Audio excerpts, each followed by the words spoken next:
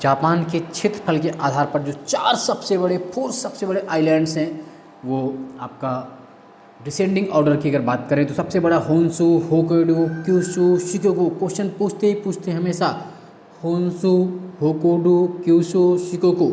ये हमारी ब्रह्मास्त्र सीरीज चल रही किसी भी एग्जाम्स के लिए, यूपीपीएससी तो ब्रह्मास्त्र ही, इसके अलावा कोई भी एग्जाम हो, UPPSC, UPSC, BPSC, Rajasthan, UPHC, सब के लिए कॉमन एक बेहतरीन क्वेश्चंस हैं जो आपके एग्ज़ाम्स को बेहतरने को बहुत आसानी से पार ले जाएंगे। दूसरा क्वेश्चन, इजराइल की सीमा किससे मिलती है? तो इजराइल की सीमा की अगर हम बात कर लेते हैं तो इजराइल की सीमा लेबनान, सीरिया, जॉर्डन और मिस्र से लगती है। किससे? लेबनान, सीरिया, जॉर्डन तथा मिस्र से लगती है। आपसे पूछेंगे जरूर। अगला है एटलस पर्वत किस महाद्वीप में स्थित है? तो एटलस पर्वत, एटलस माउंटेन अफ्रीका में स्थित है, अफ्रीका में। और अफ्रीका के बेसिकली किन किन देशों में पूछेंगे तो मोरक्को, अल्जीरिया, ट्यूनिसिया। अफ्रीका के मोरक्को, अल्जीरिया एंड ट्यूनिसिया में स्थित है। यूट्यूब से अनुपम सर सब्सक्राइब करना ना भूलें। आपको निःशुल्क और बेहतरीन तैयारी के लिए आप ज्वाइन कर सकते हैं अनुपम सर। साथ ही इसकी पीडीएफ लेने के लिए आप ज्वाइन कर सकते हैं Anupam sir GS group. Question number 4, ये जो कुछ डैम दिए गए हैं आपको बताना है कि डैम कहाँ पर और किस रिवर पर है। आपसे पूछते हैं डैम किस रिवर पर है? तो पहला असवान डैम, असवान बांध आपका नील रिवर पर है, नाइल पर है। करीबा बांध जाम्बेजी पर, जाम्बेजी नदी पर। Hoover Colorado, Colorado and Grand Coulee Columbia. Aswan dam Nile river, Kariba dam Zambezi, Hoover Colorado and Grand Coulee Columbia पर स्थित बांध है। ये बहुत महत्वपूर्ण है। इन 4 में से एक आध हर बार मिल जाता है आपको मैचिंग के लिए। Horn of Africa, horn of Africa में कितने देश स्थित हैं? कौन कौन देश हॉर्न ऑफ अफ्रीका बनाते हैं? तो अगर आप मैप ध्यान से देखेंगे तो आपको इसका आंसर मिल जाएगा। फिर भी याद कर लीजिए, इरिट्रिया, जिबूती, इथोपिया और Somalia. Eritrea, Djibouti, Ethiopia and Somalia are made Horn of Africa. ये हॉर्न ऑफ अफ्रीका बनाते हैं।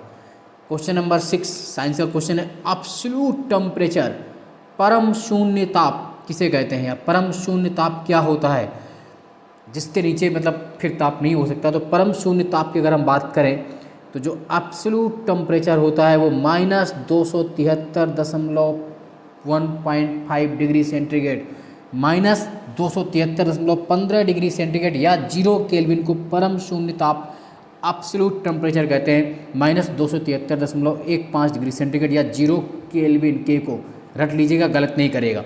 अगला है निम्नलिखित में कौन सा एसिड पाया जाता? बहुत महत्वपूर्ण है, एक क्वेश्चन जरूर आएगा, रट लीजिए, लिख लीजिए, नोट्स बना लीजिए, बार बार सुनिए, बहुत ही महत्वपूर्ण है। तो पहला है सिरका, तो सिरका में एस्टिक एसिड होता है, एस्टिक अम्ल होता है। नींबू, नींबू में साइट्रिक या सिट्रिक एसिड होता है। इमली में टाल्टेरिक एसिड होता है, टाल्टेरिक अम्ल होता है। टमाटर में ऑक्जेलिक एसिड, ऑक्जेलिक अम्ल। और सेब में आपका मौलिक एसिड, मौलिक अम्ल। सिरका में एस्टिक एसिड, नींबू में सिट्रिक, लेमन से, इमली में टार्टरिक एसिड, टमाटर में ऑक्जेलिक एसिड और सेब एप्पल में मौलिक एसिड। रट लीजिएगा इनको। अगला है कार एवं अन्य मोटर गाड़ियों की बैटरी में प्रयुक्त अम्ल कौन सा होता है? जो कार व अन्य मोटर गाड़ी ऑटोमोबाइल्स की बैटरी में कौन सा एसिड का प्रयोग करते हैं? बहुत बार पूछा गया है, गलती हर बार होती, गलती आपको नहीं करना, रट लेना आपको। सल्फ्यूरिक एसिड H2SO4 का प्रयोग किया जाता है। किसका? H2SO4 सल्फ्यूरिक एसिड का प्रयोग करते हैं कार एवं अन्य मोटर गाड़ियों की बैटरी में। मतदान के समय उंगली में निशान लगाने के लिए प्रयुक्त स्याही कौन सी होती है? During voting. तो वोटिंग के समय आपकी जो थंब में, आपकी जो उंगली में निशान लगाया था, किस उसमें जो इंक होती है वो कौन सी इंक होती है? तो उस इंक का प्रयोग किस करते हैं? Silver nitrate. जो निशान लगाया था किससे? Silver nitrate. मतदान के समय, वोटिंग के समय जो आपकी उंगलियों में निशान लगाए जाते हैं वो किस की स्याही होती है, इंक होती है? तो सिल्वर नाइट्रेट। और इसकी निःशुल्क पीडीएफ प्राप्त करने के लिए टेलीग्राम ग्रुप हमारा ये दिया हुआ है, अनुपम सर जीएस ग्रुप, इसे आप ज्वाइन कर सकते हैं। नेक्स्ट क्वेश्चन, क्वेश्चन नंबर 10, इसमें से कुछ अयस्क पूछे हैं, किन धातुओं के हैं? तो अर्जेंटाइन और सिनेबार किसके अयस्क हैं? तो अर्जेंटाइन आपका चांदी एजी, अर्जेंटाइन सिल्वर एजी का, और सिनोबार पारा एजी या पानी पारा मरकरी। तो अर्जेंटाइन चांदी का और सिनेबार पारा का अयस्क हो गया। और पारा मिश्रित जो धातुएं होती हैं उन्हें हम अमलगम कहते हैं। क्वेश्चन भी अलग से आया हुआ है कि पारा मिश्रित धातुएं क्या कहलाती हैं? तो अमलगम कहलाती है। ध्यान रखना, आयरन या लोहा अमलगम नहीं बनाता है। क्वेश्चन नंबर 11, वो न्यूनतम जनसंख्या कितनी है जिसके नीचे मध्यवर्ती स्तर पर पंचायतें गठित नहीं की जा सकती है। यानी कि पंचायती राज में जो त्रिस्तरीय पंचायती राज है आपका, ग्राम पंचायत, क्षेत्र पंचायत, जनपद पंचायत या जिला पंचायत, तो वो सबके लिए लागू है, लेकिन कितने से कम आबादी के लिए मध्य स्तरीय पंचायती राज नहीं होता है। तो अगर उस राज्य की आबादी 20 लाख तक है तो वहाँ पर खाली ग्राम पंचायत और जिला पंचायत होगा। जो आपका मध्य स्तर की पंचायत होती है, क्षेत्र पंचायत, उसका बनाया जाना अनिवार्य नहीं होता। यानी कि 20 लाख के कम आबादी वाले राज्यों में आपका त्रिस्तरीय पंचायती राज के मध्यवर्ती स्तर पर जो पंचायत वो गठित नहीं होती है। बाकी पंचायती राज से संबंधित कोई भी डाउट के लिए आप मेरा जो पहला वीडियो था पंचायती राज जरूर देखिए, वहाँ से क्वेश्चन हमेशा आपको मिलेंगे। राष्ट्रपति और राज्यपाल किस आर्टिकल के तहत अध्यादेश ऑर्डिनेंस जारी करते हैं? तो जो प्रेसिडेंट आपका जारी करता है वो आर्टिकल 123 और राज्यपाल 213। यानी कि जो राष्ट्रपति अध्यादेश जारी करते हैं वो आर्टिकल 123 123 के तहत, और राज्यपाल गवर्नर आर्टिकल 213 213 के तहत ऑर्डिनेंस अध्यादेश जारी करते हैं। अध्यादेश जारी तब करते हैं जब सदन ना चल रहा हो या कोई अनिवार्य ऐसा कोई अपरिहार्य मुद्दा आ गया हो। 2001 से 2011 के बीच जनसंख्या वृद्धि दर कितनी रही? 2001 से 2011 के बीच जो पॉपुलेशन ग्रोथ रेट रही भारत की कितनी रही?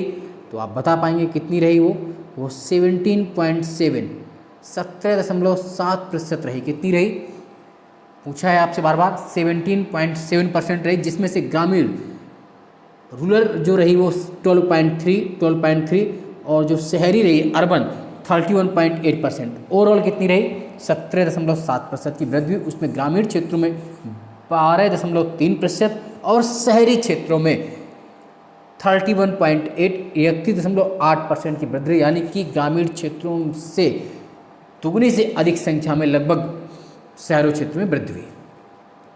क्वेश्चन नंबर 14, जैन तीर्थकर पार्श्वनाथ का जन्म कहाँ हुआ था? तो आप जानते हैं कि जैन धर्म में 24 तीर्थकर हुए हैं। जो पहले तीर्थकर थे और फिर 23वें फिर 24वें, जो प्रथम तीर्थकर ऋषभदेव, उनका जन्म अयोध्या में हुआ था, पूछा था भी उत्तरायण पीछे में। तो जो इसके 23वें तीर्थकर थे, कौन से 23वें तीर्थकर पार्श्वनाथ, इनका जन्म बनारस में हुआ था। कहाँ पर हुआ था? बनारस में। जो जैन धर्म के 23वें तीर्थकर थे पार्श्वनाथ, इनका जन्म बनारस में हुआ था। इनके पिता का नाम अशुसेन, जो कि बनारस के राजा थे, पिता का नाम क्या था? राजा अशुसेन, और माता का नाम था इनकी बामा देवी। और पार्श्वनाथ का जो प्रतीक चिन्ह आपसे पूछ लेते हैं वो क्या था? सर्प रटना, गलत नहीं करना। कौन लगातार 6 वर्षों तक भारतीय राष्ट्रीय कांग्रेस का अध्यक्ष रहा था? तो लगातार 6 वर्षों तक आज़ादी के पहले जो अध्यक्ष रहे थे वो अबुल कलाम आज़ाद रहे थे 1940 से 46 तक। मौलाना अबुल कलाम आज़ाद लगातार 6 वर्षों तक अध्यक्ष रहे। कब? 40 से 46 के दौरान, 40 से 46 तक अबुल कलाम आज़ाद। इनकी प्रसिद्ध पुस्तक कौन है? इंडिया विंग्स फ्रीडम, आपसे पूछते भी हैं। तो इंडिया विंग्स फ्रीडम इनकी बहुत फेमस पुस्तक थी। किनकी? अबुल कलाम आज़ाद की। वन्य जीव संरक्षण अधिनियम, जल प्रदूषण रोकथाम एवं नियंत्रण अधिनियम, वन संरक्षण अधिनियम, वायु प्रदूषण रोकथाम एवं नियंत्रण अधिनियम, ध्वनि प्रदूषण नियमन व नियंत्रण अधिनियम क्रमशः कब पारित किए गए? आपके लिए सर्वाधिक महत्वपूर्ण है, क्योंकि एक न एक एक्ट इससे आता ही आता है हमेशा के लिए, तो जरूर पढ़ लीजिएगा। पहला है वन्य जीव संरक्षण अधिनियम, वाइल्ड लाइफ प्रोटेक्शन एक्ट कब आया था? तो 1972 में, 1972 में। जल प्रदूषण रोकथाम एवं नियंत्रण अधिनियम, वाटर पोल्यूशन कंट्रोल एक्ट वाला जो आया था, पूछा गया था अभी, तो 1974, 1974 में जल प्रदूषण रोकथाम नियंत्रण अधिनियम। वन संरक्षण अधिनियम, फॉरेस्ट कंजर्वेशन एक्ट, वन संरक्षण अधिनियम फॉरेस्ट वाला 1980। वायु प्रदूषण रोकथाम नियंत्रण अधिनियम, एयर पोल्यूशन वायु प्रदूषण रोकथाम अधिनियम, एयर पोल्यूशन वाला कब आया? 1981 में। और लास्ट रहेगा ध्वनि प्रदूषण नियमन व नियंत्रण अधिनियम, साउंड पोल्यूशन, तो 2000 में। एक ना एक आपको एग्जाम में मिले, गलत नहीं करना। फिर सुन लीजिए, वन्य जीव संरक्षण अधिनियम 1972, जल प्रदूषण रोकथाम एवं नियंत्रण अधिनियम 1974, वन संरक्षण अधिनियम 1980, वायु प्रदूषण रोकथाम नियंत्रण अधिनियम 1981 और ध्वनि प्रदूषण नियमन व नियंत्रण अधिनियम 2000। यूट्यूब से अनुपम से सब्सक्राइब करना ना भूले, इसी तरह की बेहतरीन जानकारियों के लिए और बेहतरीन सिलेक्शन के लिए। नेक्स्ट है क्वेश्चन नंबर 2, मालवी चमत्कार, सोनारा 64 और माही सुगंधा किसकी वैरायटी है? तो मालवी चमत्कार जो वैरायटी है वो किसकी? अरहर की है। किसकी? अरहर की। सोनारा 64 गेहूं की है, और माही सुगंधा धान पैडी की। क्वेश्चन नंबर थर्ड, कुछ स्थानांतरित कृषि शिफ्टिंग कल्टीवेशन जो एग्रीकल्चर होती है, झूम कृषि, उसके नाम बताने आपको, कहाँ पर कौन होती है।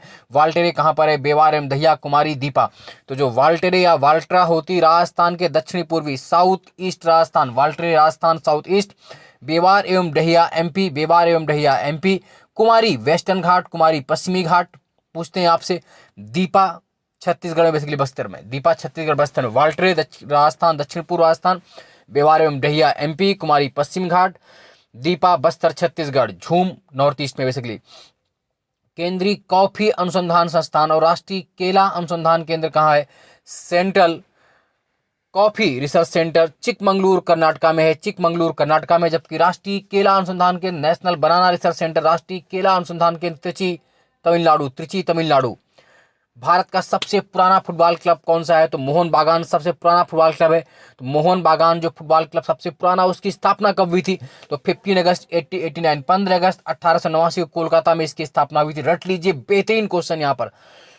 पुरुषों के बैडमिंटन विश्व कप और महिला के बैडमिंटन विश्व कप के नाम क्या होते हैं, तो जो पुरुष बैडमिंटन वर्ल्ड कप होता है, मेल बैडमिंटन वर्ल्ड कप होता है, चैंपियनशिप होती है, इसे बोलते हैं थॉमस कप। तो थर्मस या थम्स अप आता है ना, थम्स अप कहा जाता है, तो सलमान खाया रखना, थम्स अप से पुरुषों वाला। तो पुरुष badminton world cup, male badminton world cup championship Thomas, जबकि महिलाओं के लिए उबेर, महिलाएं अधिकतर उबेर ओला में जाती है ना, तो याद रखिए महिला बैडमिंटन विश्व कप उबेर कप, तो महिलाओं के लिए उबेर कप और पुरुषों के लिए थॉमस कप पूछ सकते हैं।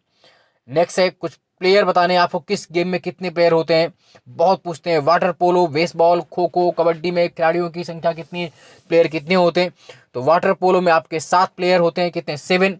बेसबॉल में 9 प्लेयर होते हैं, 9। खो खो में 9, कबड्डी में 7। पूछते हैं आपसे, water polo 7, baseball 9, kho kho 9, kabaddi 7। और ये पीडीएफ निःशुल्क पाने के लिए टेलीग्राम ग्रुप ज्वाइन कर लीजिए, Anupam sir GS group. Question number next है, ब्लैक पर्ल किस खेल से संबंधित है, ब्लैक पर्ल किसकी उपाधि थी, तो ब्लैक पर्ल जो है महान फुटबॉलर पेले की उपाधि थी, ब्राजील के महान फुटबॉलर पेले की उपाधि थी ब्लैक पर्ल, है ना। ब्लैक पर्ल पेले की उपाधि थी, महान फुटबॉलर थे पेले। और ये कहाँ के थे, तो आप बता पाएंगे, ब्राजील के थे। और ब्लैक पर्ल कौन से गेम से संबंधित थे, फुटबॉल से। मतदाता आयोग घटाने संबंधित एक्ट कौन सा था, वोटिंग जो एज हमने 21 से घटाकर 18 की, किस एक्ट के तहत वोटिंग करने की एज 21 से लेस करके 18 कर दी गई थी, तो 61 अमेंडमेंट एक्ट, 61वां संविधान संशोधन अधिनियम 1988, 61 अमेंडमेंट एक्ट 1988, 61वें संविधान संशोधन अधिनियम 1988 से वोटिंग करने की एज 21 से लेस करके 18 कर दी गई।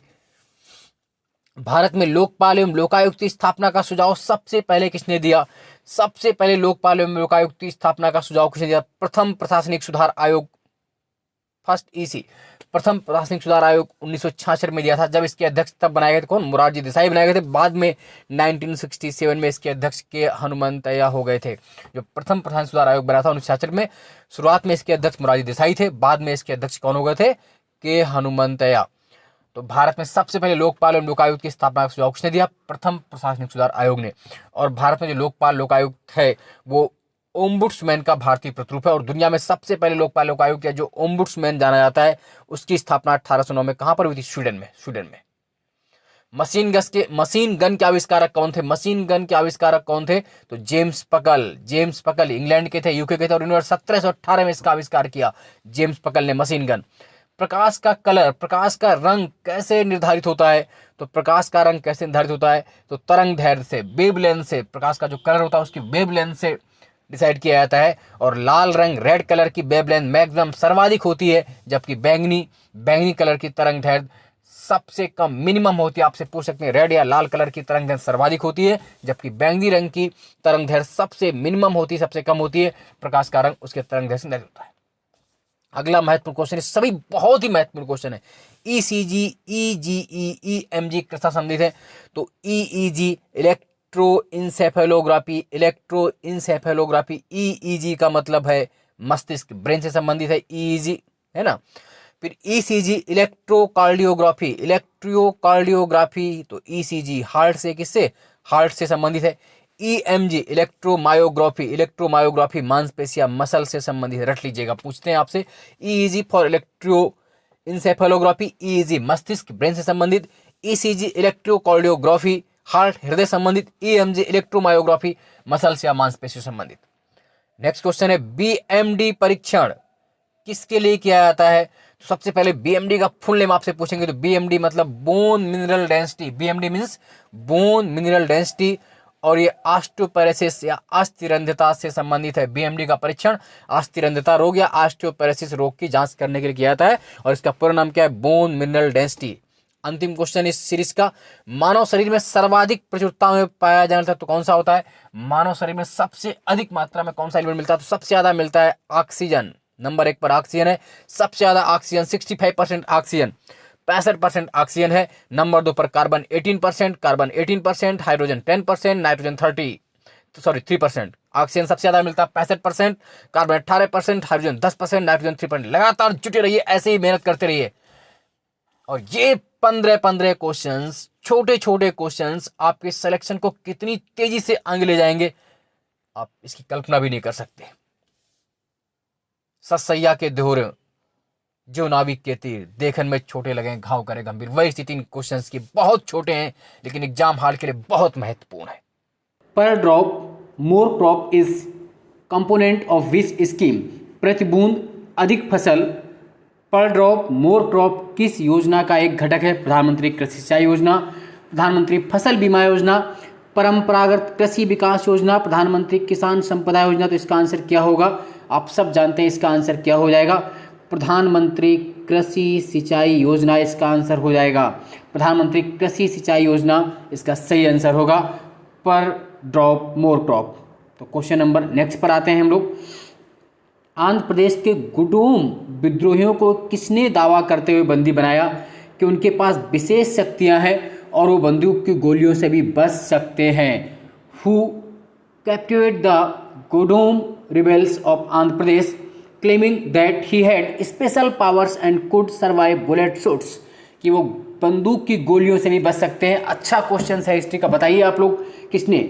गोडपति ब्रह्मैया, सरोजिनी नायडू, कलूरी चंद्रमौली, अल्लूरी सीताराम राजू। तो इसका राइट आंसर क्या हो जाएगा? बोलिए क्या हो जाएगा? अल्लूरी सीताराम राजू इसका राइट आंसर हो जाएगा। अल्लूरी सीताराम राजू करेक्ट आंसर हो जाएगा, रट लीजिएगा। आंध्र प्रदेश के गुडेम विद्रोहियों में अल्लूरी सीताराम राजू ने दावा कहते हुए कहा था कि उनके पास विशेष शक्तियां और बंदूक की गोलियों से भी बच सकते हैं। बहुत बेहतरीन क्वेश्चन। चलिए नेक्स्ट क्वेश्चन आते हैं। देश में एकमात्र उद्योग कौन सा है जो मूल श्रृंखला कच्चे माल से उत्पाद तक में आत्मनिर्भर और पूर्ण है? Which is the only industry in the country that is self reliant and complete in the value chain raw materials to products. ये कह रहा है कि ऐसा कौन सा इंडस्ट्री भारत में है जिसमें कच्चे माल से लेकर के प्रोडक्शन उत्पाद तक आत्मनिर्भर और पूर्ण है? टेक्सटाइल इंडस्ट्री, वस्त्र उद्योग, आयरन एंड स्टील इंडस्ट्री, लोहा और इस्पात उद्योग, पेपर इंडस्ट्री, कागज उद्योग, ship building industry, ship building जहाज निर्माण। इसका आंसर क्या होगा? तो पहला ही इसका आंसर है टेक्सटाइल इंडस्ट्री। वस्त्र उद्योग, आप जानते हैं कि भारत में जो कच्चा माल है बड़ी मात्रा हमारे यहाँ कॉटन होता है। कॉटन उत्पादन नंबर 2 पर है विश्व में और जल्दी नंबर 1 पे होने वाले। तो कॉटन बहुत बड़ी मात्रा हमारे यहाँ है और उसका उत्पादन भी हमारे यहाँ, तो इसमें आत्मनिर्भर है। ये जो सीरीज हमारी चल रही है पीसीएस, आरओ, यारो, बीओ, टीजीटी, पीजीटी, नवोदय, जिसमें भी जीएस, सब के लिए बेहतरीन काम करने वाली है। बस आप देखते रहिए। अगला क्वेश्चन है, उत्तर प्रदेश तकनीकी विश्वविद्यालय यूपीटीयू का नाम 2015 में आधिकारिक तौर पर के रूप में बदल दिया गया। Uttar Pradesh technical university UPTU has been officially renamed as in 2015। किसके नाम पर रीनेम्ड कर दिया गया? तो आप सब जानते हैं, बताइए। Doctor APJ Abdul Kalam. Doctor APJ Abdul Kalam तकनीकी विश्वविद्यालय क्या कर दिया गया? Doctor APJ Abdul Kalam technical university 2015 में कर दिया गया है। तो रट लीजिएगा इसका आंसर। नेक्स्ट क्वेश्चन है, किस संवैधानिक संशोधन अधिनियम ने भारतीय संविधान के भाग 3 में सहकारी समिति बनाने का अधिकार जोड़ा? Which constitutional amendment act added the right to form cooperative society to part 3 of the Indian constitution? 32nd amendment act, 76, 100 या 97? तो इसका आंसर राइट क्या हो जाएगा आपका? आप सब जानते हैं 97 कॉन्स्टिट्यूशनल अमेंडमेंट। 57वां संवैधानिक संशोधन 97 कॉन्स्टिट्यूशनल अमेंडमेंट एक्ट ने पार्ट 3 में कॉर्पोरेटिव सोसाइटी सहकारी समिति बनाने का अधिकार जोड़ा, और जिसके तहत आप ये जानते हैं अधिकतम कितने मेंबर इसमें हो सकते हैं, 21। कितने हो सकते हैं किसी भी अधिकतम मेंबर सहकारी समिति में, तो 21 मेंबर हो सकते हैं, ये भी याद रखेंगे आप। चलिए question number next, the real estate regulation and development act RERA was passed in the year. Real estate स्थावर संपदा विनिमय और विकास अधिनियम रेरा किस वर्ष में पारित किया गया था? तो इसका आंसर हो जाएगा, कब पास किया गया था आप सब जानते हैं, 2016 इसका करेक्ट आंसर होगा, 2016 करेक्ट आंसर हो जाएगा इसका। नेक्स्ट क्वेश्चन नंबर अगला देखते हैं, भारतीय संविधान की समवर्ती सूची में मूल रूप से कितने विषय शामिल थे? How many subject were originally present in the concurrent list of Indian constitution. मतलब जब संविधान बना था उस वक्त बेसिकली समवर्ती सूची में कितने सब्जेक्ट थे? तो उस वक्त कितने थे? 47। कितने थे?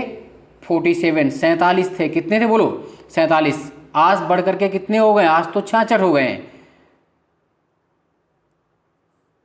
है ना। आज कितने हो रहे हैं लगभग बढ़ करके, आप सॉरी 66 नहीं है, वो बाद में हम देखेंगे। अभी जो हैं वो मतलब मूलतः 47 थे, लेकिन अभी बढ़ करके 61 के आसपास 53 के आसपास हो गए हैं। और जो संघ सूची उसमें 100 हो गए हैं आपका, और राष्ट्र सूची में 66 थे उसमें 61 हो गए हैं, और इसमें लगभग 53 आंसर हो गए हैं। तो मूलतः 47 थे। कितने थे? 47 थे। 47 याद रखेंगे समवर्ती सूची में। नेक्स्ट है भूमि अधिग्रहण, पुनर्वास और पुनर्स्थापन अधिनियम में उचित मुआवजा और पारदर्शिता का अधिकार वर्ष में अधिनियमित किया गया। The right of fair compensation and transparency in land acquisition rehabilitation and resettlement act was किस ईयर में आया? पूछा गया है आपसे, तो आप बता पाएंगे, बिल्कुल बता पाएंगे। 2013, 2013 आपका सही आंसर है। 2013 कब आया? 2013 में, 2013 में भूमि अधिग्रहण है, याद रखिएगा इसको। नेक्स्ट, उच्चतम न्यायालय के न्यायाधीशों के वेतन और भत्ते निम्नलिखित में किसके द्वारा निर्धारित किए जाते हैं? The salaries and allowances of the जजेस of the supreme court is determined by, किसके द्वारा? Parliament, president of India, finance commission, the chief justice of supreme court. कौन ज्वाइन करता है? तो इसका आंसर क्या हो जाएगा? पार्लियामेंट, संसद। कौन करती है बोलो? संसद। सुप्रीम कोर्ट के न्यायाधीशों के वेतन और भत्ते की किसके द्वारा? तो पार्लियामेंट, संसद के द्वारा। Next question, which of the following committees is constituted for FDI reforms and rationalisation of its definitions. FDI सुधार और इसकी परिभाषाओं के युक्तकरण के लिए निम्नलिखित में कौन सी कमेटी का गठन किया गया था? गाडगिल समिति, बिमल जालान, मायाराम, अशोक दलवाई। तो इसका आंसर क्या है? मायाराम समिति। कौन सी समिति? मायाराम समिति। करेक्ट आंसर क्या होगा? मायाराम समिति। निम्नलिखित में किस रोग को अफ्रीकी ट्रिप्रोनोसोमाइसिस के नाम से भी जाना जाता है? Which of the following disease is also known as African trypanosomiasis? मधुमेह, डायबिटीज को, स्लीपिंग सिकनेस को, प्रोफारिया को, स्ट्रोक को। क्या इसका आंसर होगा? Sleeping sickness. स्लीपिंग सिकनेस, निद्रालुता रोग को। किस रोग को? निद्रालुता रोग को, क्योंकि ये सीसी मक्खी के काटने से होता है निद्रा रोग, और ये बड़ी मात्रा में अफ्रीका में पाया, इसके लिए इसे अफ्रीकी ट्रिप्नोसोसिस भी कहते हैं। पूछ सकते हैं आपसे, तो ये सीसी मक्खी के काटने से होने वाला रोग है। किसके? सीसी मक्खी के काटने से होने वाला रोग है ये, और बड़ी मात्रा में अफ्रीका में होता है। इसको निद्रा रोग कहते हैं, है ना, स्लीपिंग सिकनेस भी कहते हैं। इसी को अफ्रीको ट्रिप्नोसोमाइसिस के नाम से भी जानते हैं, याद रखिएगा। बहुत अच्छा क्वेश्चन। नेक्स्ट क्वेश्चन, भारत ने greater Male connectivity project GMCP के लिए किस देश को निधि प्रदान की है? India grants the funds for greater Male connectivity project GMCP to which country? किसको दिया है जीएमसीपी के लिए? श्रीलंका, मेडागास्कर, नेपाल, मालदीव। तो इसका आंसर है मालदीव। किसको दिया है? मालदीव। ग्रेटर माले, माले के नाम से आप सकते हैं मालदीव्स। नेक्स्ट क्वेश्चन है, भारतीय संविधान का निम्नलिखित में कौन सा अनुच्छेद राष्ट्र को सार्वजनिक सेवाओं में कार्यपालिका से न्यायपालिका को अलग करने के लिए है। Which of the following articles of the Indian constitution direct to the state to separate the judiciary from executive. तो आप सब जानते हैं आर्टिकल 50 सीधे से है, अनुच्छेद 50 में ये बात लिखी है, कार्यपालिका से न्यायपालिका का पृथक्करण, separation from judiciary of executive, है ना। तो ये आप कर लेंगे, यही एक आपका, और किस में है ये, डीपीएसपी में है, directive principle of state policy में ये आपका दिया हुआ है। चलिए नेक्स्ट, निम्नलिखित में कौन सा खोज इंजन सर्च इंजन का एक उदाहरण है। Which of the following is an examples of search engine. Google, internet explorer, opera mini, Mozilla Firefox. तो क्या है, गूगल। क्या आंसर हो जाएगा, गूगल। नेक्स्ट, विच रिवोल्यूशन किस क्रांति, which revolution was associate with the operation flood in January 1970। जनवरी 1970 में शुरू किए गए ऑपरेशन फ्लड से कौन सी क्रांति संबंधित थी। ऑपरेशन फ्लड आप सब जानते हैं कौन सी है, ब्राउन रिवोल्यूशन, भूरी क्रांति, गोल्डन रिवोल्यूशन, स्वर्ण क्रांति, श्वेत क्रांति, व्हाइट रिवोल्यूशन, हरित क्रांति, ग्रीन रिवोल्यूशन। इसका आंसर क्या होगा, तो ऑपरेशन फ्लड 1970 में शुरू किया गया था, और ये श्वेत क्रांति व्हाइट रिवोल्यूशन से संबंधित है, दुग्ध उत्पादन, मिल्क प्रोडक्शन से, गुजरात के आनंद से शुरू की गई। कहाँ से, आनंद से। और इसके डॉक्टर कौन थे, वर्गीस कुरियन। किसने प्रारंभ किया भारत में, वर्गीस कुरियन, है ना। तो व्हाइट रिवोल्यूशन के जो फादर थे वो कौन थे, वर्गीस कुरियन। गुजरात के आनंद शुरू हुआ 1970 में। व्हाइट रिवोल्यूशन, श्वेत क्रांति, दुग्ध क्रांति, ऑपरेशन फ्लड, और इसके तहत भारत दुनिया में सबसे बड़ा मिल्क प्रोडक्शन है। जबकि हरित क्रांति जो आई थी वो आपका कब आई थी, 1966 टू 67, 66 से 67 के दौरान आई थी। और इसका सर्वाधिक फायदा किसको हुआ, गेहूं को हुआ। किसको हुआ, गेहूं को हुआ। पंजाब, हरियाणा, वेस्टर्न यूपी, पश्चिमी यूपी में। भारत में इसके जनक कौन थे, एम एस स्वामीनाथन। जबकि वर्ल्ड में इसके जनक कौन थे, Norman Borlaug was the father of green revolution in world. और इंडिया में एम एस स्वामीनाथन को मानते हैं, याद रखना इस बात को। नेक्स्ट है, who is known as the father of local self government in India. बहुत बार पूछा गया है। भारत में स्थानीय स्वशासन के जनक के रूप में किसे जानते हैं, लॉर्ड कर्जन को, कैनिंग को, मेयो को, डलहौजी, रिपन। तो इसका आंसर क्या होगा, लॉर्ड रिपन। डी आंसर हो जाएगा। लॉर्ड रिपन ने 1882 में स्थानीय स्वशासन की शुरुआत की थी। कब, 1882 में। तो Lord Ripon is the known as father of local self government. Lord Ripon को स्थानीय स्वशासन के जनक के रूप में जानते हैं, और उन्होंने कब से स्टार्ट किया, 1882 से, 1882 में। नेक्स्ट, भारत के संदर्भ में PIL है, क्या है PIL, पूछा है बहुत बार हर एक एग्जाम में। PIL is Indian context is, क्या है ये, संविधान में प्रदान किया गया है, विकासशील अवस्था में, आम नहीं, न्यायिक रूप से व्यक्तित्व। तो PIL क्या है आपका, ये इसका ए आंसर सही हो जाएगा, अ जुडिशली कंस्ट्रक्टेड फिनोमिना, न्यायिक रूप से वक्तव्य तथ्य है ना। PIL आप जनहित याचिका इसको बोलते हैं, पब्लिक इंटरेस्ट लिटिगेशन इसकी वर्जन होता है, पूरा English version. Public interest litigation, जनहित याचिका, जो कि कोर्ट में, हाई कोर्ट या सुप्रीम कोर्ट में कोई भी व्यक्ति किसी आम समस्या के लिए दायर कर सकता है। PIL,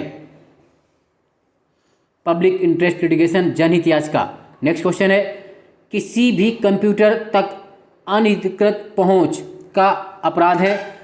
N unauthorised access to a computer is the crime of, क्या है वो, patch, hacking, data infection, firewall. तो आप जानते हैं हैकिंग, हैक करना एक तरह से। हैकिंग क्या है, किसी भी कंप्यूटर तक अनधिकृत पहुंच वाला किया गया अपराध है हैकिंग, है ना, हैक कर लेते हैं लोग। विच of the following articles of the Indian constitution deals with contingency fund of India. भारतीय संविधान का निम्नलिखित में कौन सा अनुच्छेद भारत की आकस्मिकता निधि कंटिजेंसी फंड से संबंधित है। तो आप सब जानते हैं इसका आंसर, आर्टिकल 366 या 269 या 256 या 260, क्या आंसर होगा, तो अनुच्छेद 267, 267 में क्या है, आकस्मिकता निधि कंटिजेंसी फंड ऑफ इंडिया, किसमें है, 267, 267 में आकस्मिकता निधि। बहुत बेहतरीन question. Next question, according to the 10th schedule any question regarding disqualification arising out of defection is to be decided by. 10वीं अनुसूची के अनुसार दल बदल में उत्पन्न होने वाली अयोग्यता के बारे में कोई भी प्रश्न निम्नलिखित में किसके द्वारा तय किया जाएगा? सदन के पीठासीन अधिकारी, सदन के नेता, भारत के मुख्य न्यायाधीश, विपक्ष के नेता। तो कौन तय करता है? Presiding officer of the house. सदन के पीठासीन अधिकारी द्वारा जो भी होगा वो तय करेगा अयोग्यता के बारे में। नेक्स्ट है, when did the state Uttar Pradesh gets it state, Uttar Pradesh को राज्य का दर्जा कब प्राप्त हुआ? 48, 50, 47, 75 में। कब प्राप्त हुआ यूपी को? तो 50 में। आप जानते हैं 24 जनवरी 1950 को उत्तर प्रदेश को राज्य का दर्जा मिला और इसीलिए 24 जनवरी को हम उत्तर प्रदेश राज्य दिवस भी मनाते हैं। Next, how many members are nominated to the Rajya Sabha by the president? राष्ट्रपति द्वारा राज्यसभा में कितने सदस्य मनोनीत किए जाते हैं? 18, 22, 16, 12। कितने? तो राज्यसभा में राष्ट्रपति द्वारा 12 सदस्यों को, 12 मेंबर को नॉमिनेट किया जाता है। कितने को? 12 सदस्यों को नॉमिनेट किया जाता है। रट लीजिए। Which organ of the alimentary canal absorb water and some salts from the undigest food? आहार नली का कौन सा अंग अपाचित भोजन से पानी और कुछ लवणों को अवशोषित करता है? कौन? बड़ी आंत, लार्ज इंटेस्टाइन, किडनीज, वक्र, यकृत, लीवर, पैंक्रियास, अग्नाशय। तो कौन करता है? लार्ज इंटेस्टाइन, बड़ी आंत ऐसा काम करती है कि अपाचित भोजन से पानी और कुछ लवणों को अवशोषित करती है। कौन? बड़ी आंत, लार्ज इंटेस्टाइन। नेक्स्ट क्वेश्चन, किस प्रख्यात न्यायविधि और संविधान विशेषज्ञ ने भारतीय संविधान की प्रस्तावना को संविधान का पहचान पत्र बताया? Which images jurist and constitutional expert describe the preamble of the Indian constitution as the identity card of the constitution? किसने प्रस्तावना को संविधान का पहचान पत्र या परिचय पत्र, आइडेंटिटी कार्ड बताया है? तो आप सब जानते हैं N.A. पालकीवाला ने। किसने? N.A. पालकीवाला ने। किसने कहा है? N.A. पालकीवाला ने। मुंशी जी, अर्नेस्ट बार्कर, अम्बेडकर जी नहीं कहा। किसने कहा? N.A. पालकीवाला ने। परिचय पत्र। एक लोक सेवक द्वारा किए गए आपराधिक कदाचार को भ्रष्टाचार निरोधक अधिनियम 1988 की धारा के तहत निपटाया जाता है। Criminal misconduct by a public servant is dealt under section of the prevention of corruption act 1988। किस धारा के तहत? तो धारा 13 के तहत, सेक्शन 13 के तहत। और इसमें हम ये कर सकते हैं, एक अलग से भी क्वेश्चन बन सकता है कि भ्रष्टाचार निरोधक अधिनियम कब लाया गया? तो भी आप कर पाएंगे कब लाया गया? 1988 में। और इसका आंसर क्या होगा? धारा 13। इसकी धारा 13। नेक्स्ट है, green strategic partnership was launched by India and the for delivering sustainable solutions of India. Green strategic partnership Bharat को स्थायी समाधान प्रदान करने के लिए भारत और किस देश के द्वारा शुरू की गई? तो बताइए किसने शुरू की? Denmark, Russia, USA, UK. किसने शुरू की थी? डेनमार्क। भारत और डेनमार्क, किंगडम ऑफ डेनमार्क के बीच ग्रीन स्ट्रेटेजिक पार्टनरशिप। पहला क्वेश्चन है, 15वें वित्त आयोग के अध्यक्ष कौन थे? Who is the chairman of 15th finance commission? K C. Neogy, N K. Singh, doctor C Rangarajan, Y V. Reddy. तो इसका आंसर क्या होगा? बी आंसर होगा इसका, एन.के. सिंह 15वें वित्त आयोग के अध्यक्ष थे। बिल्कुल सही है, आप गलत नहीं करना। जबकि K C. Neogy was the first, जो पहला वित्त आयोग था उसके अध्यक्ष कौन थे? के.सी. नियोगी। और 15वें वित्त आयोग जो 2020 से 25 के लिए, उसके अध्यक्ष एन.के. सिंह हैं। चलिए next question, who has the authority to reserve certain types of bills pass the state legislature और द ऑफ फिल्म्स? राज्य विधायिका द्वारा पारित कुछ प्रकार के विधेयकों को भारत के राष्ट्रपति के विचारार्थ आरक्षित कौन रख सकता है? विधानसभा द्वारा पारित किसी बिल को राष्ट्रपति के पास कौन भेज सकता है? उच्च न्यायालय के मुख्य न्यायाधीश, chief justice of the high court, chief minister of the state, राज्य के मुख्यमंत्री, advocate general of the state, राज्य के महाधिवक्ता, गवर्नर ऑफ स्टेट्स। तो राज्यों के राज्यपाल ही इसको भेज सकते हैं, यही सही होगा। राज्यपाल किसी भी बिल को या तो विधायिका को भेज सकता है या चाहे तो उस बिल को राष्ट्रपति के लिए आरक्षित रख सकता है, रिजर्व रख सकता है। तो इसका आंसर क्या होगा? Governor of states. Next question, भारतीय क्षेत्र के ब्रिटिश राजस्व रिकॉर्ड में महल एक राजस्व भू संपत्ति है जो हो सकती है। In the British revenue records of Indian territory, Mahal is revenue stage wise में बी। ये क्या है? अ विलेज और अ ग्रुप ऑफ विलेजेस, एक गांव या गांव का समूह, केवल एक एकल गांव, a single village only, a large area of province, एक प्रांत का बड़ा क्षेत्र, लैंड ऑफ वेथी इंडिविजुअल्स, धनी व्यक्तियों की भूमि। तो इसका आंसर क्या है? ए विलेज और अ ग्रुप ऑफ विलेजेस, एक प्रकार के गाँवों का समूह।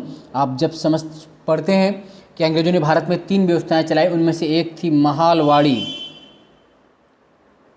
तो जो महालवाड़ी कल्चर चलाया अंग्रेजों ने, जो कि पूरे भारत के 30% पर था, वो पंजाब, मध्य प्रांत और यूपी वगैरह में, तो उस महालवाड़ी, महाल का मतलब था एक गांव या गांव का समूह। Next question, who is the first chairperson of the national human rights commission? राष्ट्रीय मानवाधिकार आयोग के प्रथम अध्यक्ष कौन थे या कौन है? फर्स्ट पूछा है।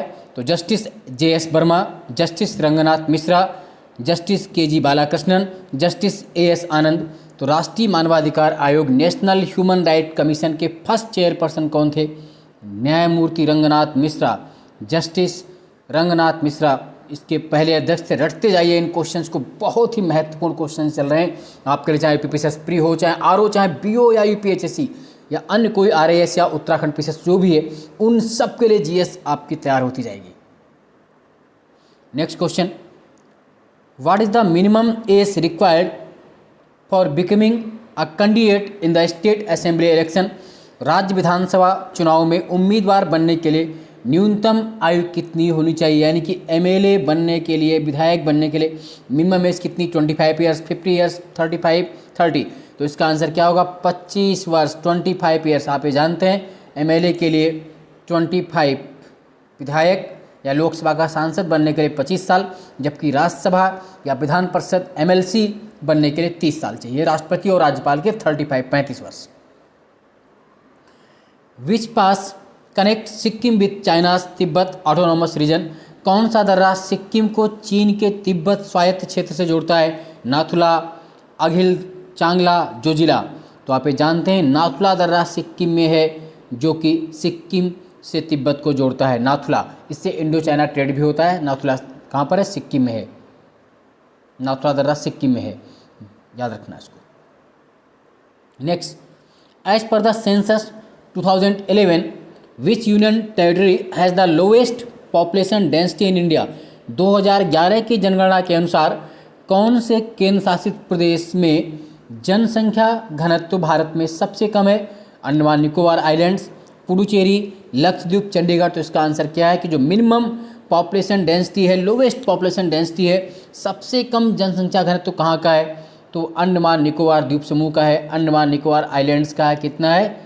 46, सबसे कम है, 46 व्यक्ति प्रति वर्ग किलोमीटर है।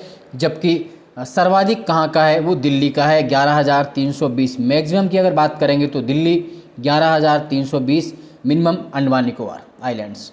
Next question, in which year Indian forest services was established as the third all India services? भारतीय वन सेवा को तीसरी अखिल भारतीय सेवा के रूप में किस वर्ष में स्थापित किया गया? पहले 2 सेवाएं थी, IAS, IPS, उसके बाद बनी तीसरी IFS। तो ये क्वेश्चन पूछ रहा है कि IFS को कब बनाया गया? इंडियन फॉरेस्ट सर्विसेज को 1986, 1956, 1966, 1976 कब बनाया गया? तो इसका आंसर क्या होगा? 1966, 1966 में बनाया गया। सी आंसर सही होगा, 1966, 1966 में IFS, इंडियन फॉरेस्ट सर्विसेज, भारतीय वन सेवा। Who among the following are intended beneficiaries of the national deworming initiative? निम्नलिखित में से राष्ट्रीय कृमि रहित पहल नेशनल डिवर्मिंग इनिशिएटिव के लाभार्थी कौन हैं? बिटवीन 30 से 45, 30 से 45 वर्ष के बीच बेस्ट, चिल्ड्रन बिटवीन 1 to 19, 1 से 19 वर्ष के बच्चे, सीनियर सिटीजन बिटवीन 60 to 75, वरिष्ठ नागरिक 60 से 75 वर्ष के बीच, अडल्ट बिटवीन 25 to 30, 25 से 30 के बीच के एडल्ट। तो इसका आंसर क्या होगा? आप ये जानते हैं डिवर्मिंग जो होता है वो बच्चों संबंधित है, तो इसका आंसर बी हो जाएगा, चिल्ड्रन बिटवीन 1 to 19 ईयर्स, 1 से 19 वर्ष के बीच के बच्चों। नेक्स्ट है, आधुनिक हिंदी साहित्य का जनक माना जाता है। Who is consider as the father of modern Hindi literature? आधुनिक हिंदी साहित्य के जनक कौन है? हरवंश राय बच्चन, सूरदास, मिर्जा गालिब, भारतेंदु हरिश्चंद्र। तो इसका आंसर ए सही है, भारतेंदु हरिश्चंद्र को आधुनिक हिंदी साहित्य का जनक माना जाता है। Bharatendu Harishchandra is known as father of modern Hindi literature. बहुत बेहतरीन भारतेंदु हरिश्चंद्र का जो प्रसिद्ध नाटक है वो कौन सा है? भारत दुर्दशा। भारत दुर्दशा एक आपने पढ़ा, अंधेर नगरी, चौपट राजा, टकेसर खाजा, टकेसर भाजी, सब भारतेंदु हरिश्चंद्र है। इनका जन्म बनारस में हुआ था। अगला है जिला योजना समिति की संरचना निम्न में से किसके द्वारा निर्धारित की जाती है? The composition of the district planning committee is determined by, किसके द्वारा? उच्च न्यायालय के मुख्य न्यायाधीश, chief justice of the high court, state legislative राज्य विधायिका, गवर्नर ऑफ स्टेट राज्य के राज्यपाल, डिस्ट्रिक्ट कलेक्टर जिला समाहर्ता। तो इसका आंसर क्या है? स्टेट लेजिस्लेटिव राज्य विधायिका द्वारा। किस द्वारा? राज्य विधायिका के द्वारा। नेक्स्ट है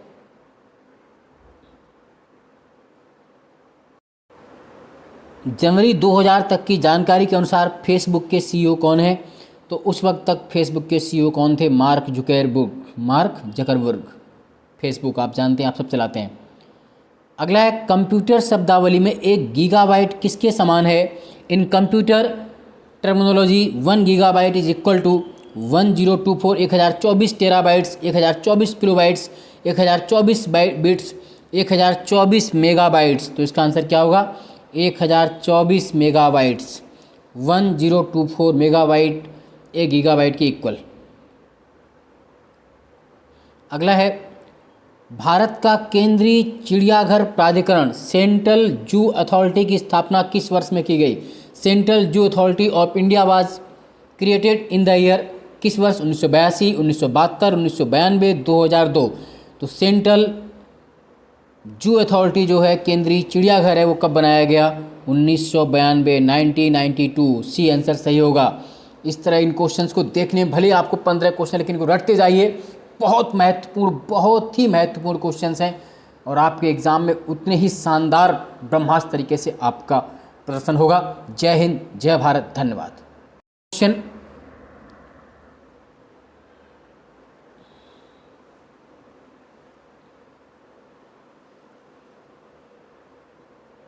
अगला क्वेश्चन है, next question, which constitution amendment act made constitutional provisions regarding urban local government, किस संवैधानिक संशोधन अधिनियम में शहरी स्थानीय शासन से संबंधित संवैधानिक प्रावधान किए गए थे?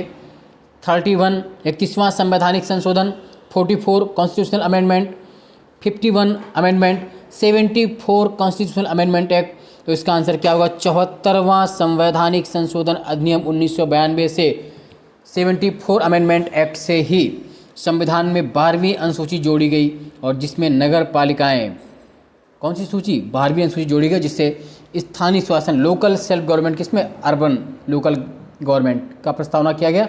जबकि आप जानते हैं जो 11वां है वो पंचायती राज संबंधित है 73 अमेंडमेंट एक्ट से, बट 74 किसके लिए? नगर पालिकाओं के लिए 12वीं अनुसूची। नेक्स्ट अगला है, पृथ्वी के क्षोभ मंडल में सबसे प्रचुर गैस कौन सी है? तो जो which is the most abundant gas in the earth's troposphere, तो पृथ्वी के क्षोभ मंडल सबसे प्रचुर गैस कौन सी? Nitrogen, argon, carbon dioxide, oxygen. तो सबसे ज़्यादा जो मिलती है वो क्या मिलती है? नाइट्रोजन 78.78%। तो सर्वाधिक कौन सी गैस है? नाइट्रोजन। भारतीय संविधान की किस अनुसूची में केंद्र और राज्यों के बीच विधायी विषयों का त्रिस्तरीय वितरण उल्लिखित है? Which schedule of the Indian constitution provides for a 3-fold distribution of legislative subject between, किसमें है? 3rd शेड्यूल, तीसरी अनुसूची बताइए, 12th शेड्यूल, 12वीं अनुसूची, 5th शेड्यूल, 5वीं अनुसूची, 7th शेड्यूल, 7वीं अनुसूची। क्या आंसर होगा? और इसका आंसर होगा डी, 7th शेड्यूल। 7वीं अनुसूची में केंद्र और राज्यों के बीच विधायी संबंधों का त्रिस्तरीय विवरण है, जिसमें से राज्य सूची, संघ सूची और समवर्ती सूची, स्टेट लिस्ट, कंकरेंट लिस्ट और यूनियन लिस्ट का वर्णन है। ठीक है। 12वीं अनुसूची आप जानते हैं किससे संबंधित है? नगर पालिकाओं से। किससे? म्यूनिसिपैलिटी से, नगर पालिकाओं से, नगर पालिकाओं से। और तीसरी भी जानते हैं आप किससे संबंधित है?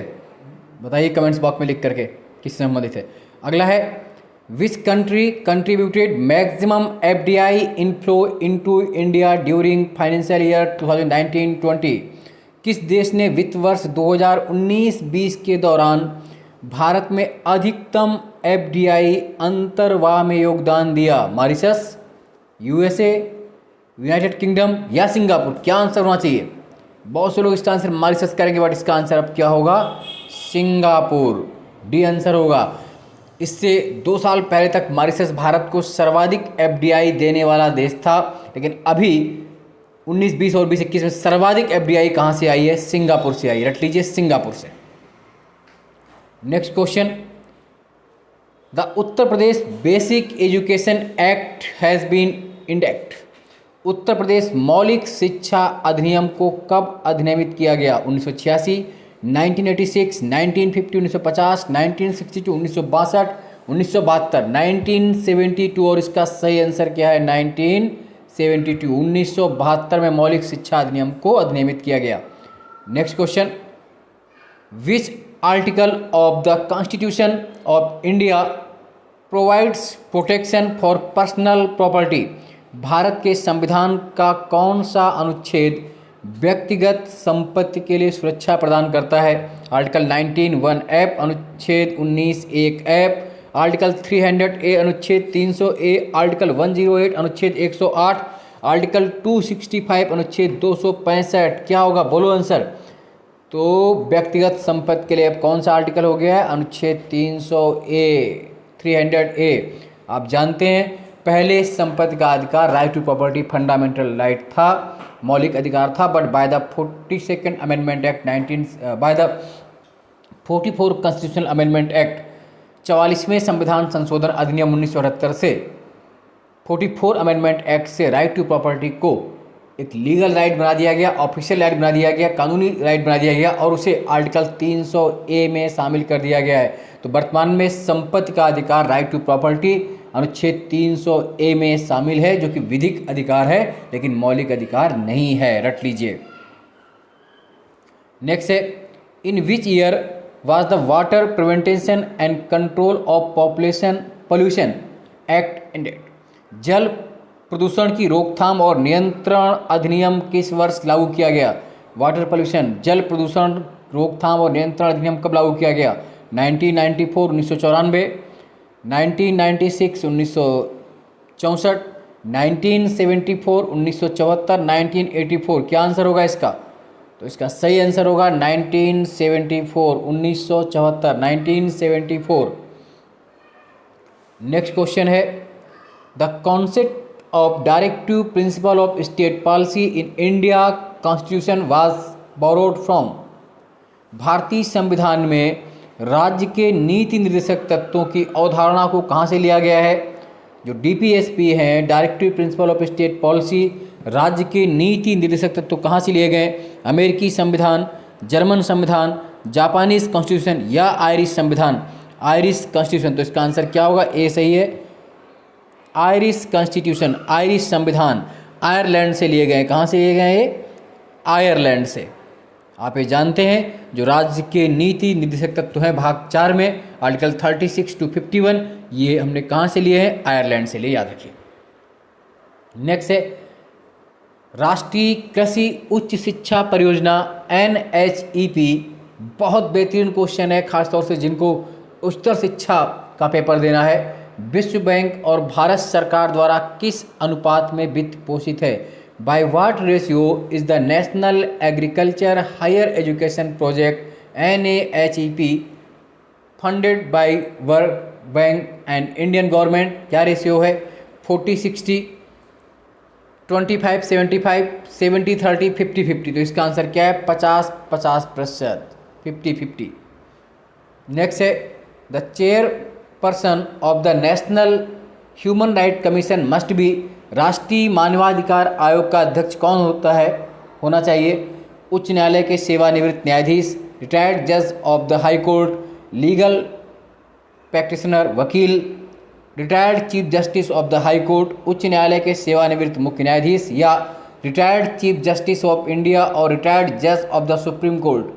सर्वोच्च न्यायालय के सेवानिवृत्त मुख्य न्यायाधीश या सर्वोच्च न्यायालय के सेवानिवृत्त न्यायाधीश। तो इसका आंसर क्या होगा? ए आंसर सही है, यही आंसर सही है, याद रखिए।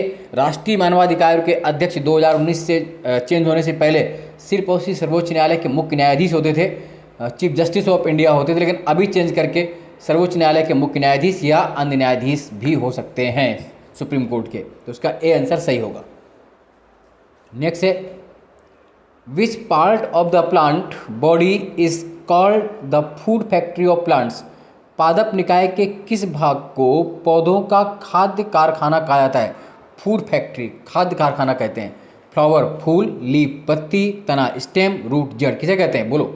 आप सभी जानते हैं, पत्तों को पौधों का खाद्य कारखाना फूड फैक्ट्री कहा जाता है। किसे? लीफ को, पत्तियों को। नेक्स्ट है, which of the following articles of the Indian constitution provides that the supreme court shall be a court of record. भारतीय संविधान के किस अनुच्छेद में उल्लिखित है कि सर्वोच्च न्यायालय एक अभिलेख न्यायालय, कोर्ट ऑफ रिकॉर्ड होगा? आर्टिकल 125 अनुच्छेद 125, आर्टिकल 117 117, आर्टिकल 121 121 और आर्टिकल 129 अनुच्छेद 129। क्या आंसर होगा? तो इसका सही आंसर होगा अनुच्छेद 129। आर्टिकल 129 में लिखा हुआ है supreme court to be court of record, अभिलेख न्यायालय। आप जानते हैं कि हाई कोर्ट और सुप्रीम कोर्ट दोनों अभिलेख न्यायालय होते हैं, कोर्ट ऑफ रिकॉर्ड्स होते हैं। नेक्स्ट है, according to Indian constitution what is the minimum age of child for employment in the factory. भारतीय संविधान के अनुसार कारखाने में रोजगार के लिए बच्चे की न्यूनतम आयु कितनी होनी चाहिए? 12 वर्ष, 18 वर्ष, 21 वर्ष, 14 वर्ष। तो इसका आंसर आप जानते हैं क्या होगा? 14 ईयर्स, यानी कि 14 वर्ष से कम उम्र के बच्चों को किसी काम पर नहीं लगाया जा सकता है। आर्टिकल 24 कहता है किसी भी कारखाने, फैक्ट्री आदि 14 वर्ष से कम उम्र के बच्चों को नहीं लगा सकते, उससे ऊपर को। अगला है, Uttar Pradesh revenue code was establish in which of the following years. Uttar Pradesh राजस्व कोड निम्नलिखित में से किस वर्ष में स्थापित किया गया था? रेवेन्यू कोड, राजस्व कोड कब बनाया गया यूपी में? 2010, 12, 8, 6। तो सही आंसर इसका है 2006, 2006 में। Next, what kind of seeds were introduced by the green revolution in India for the cultivation of rice and wheat.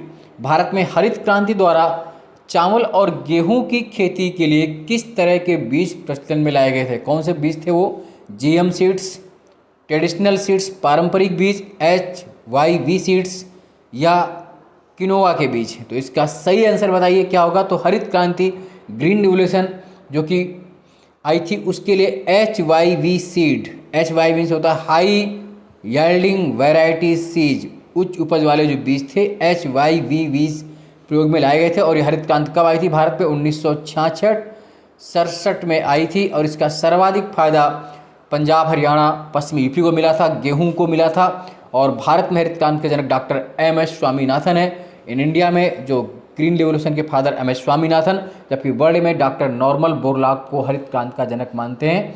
तो इसके लिए HYV high yielding variety seeds प्रयोग किए गए थे, HYV बीज।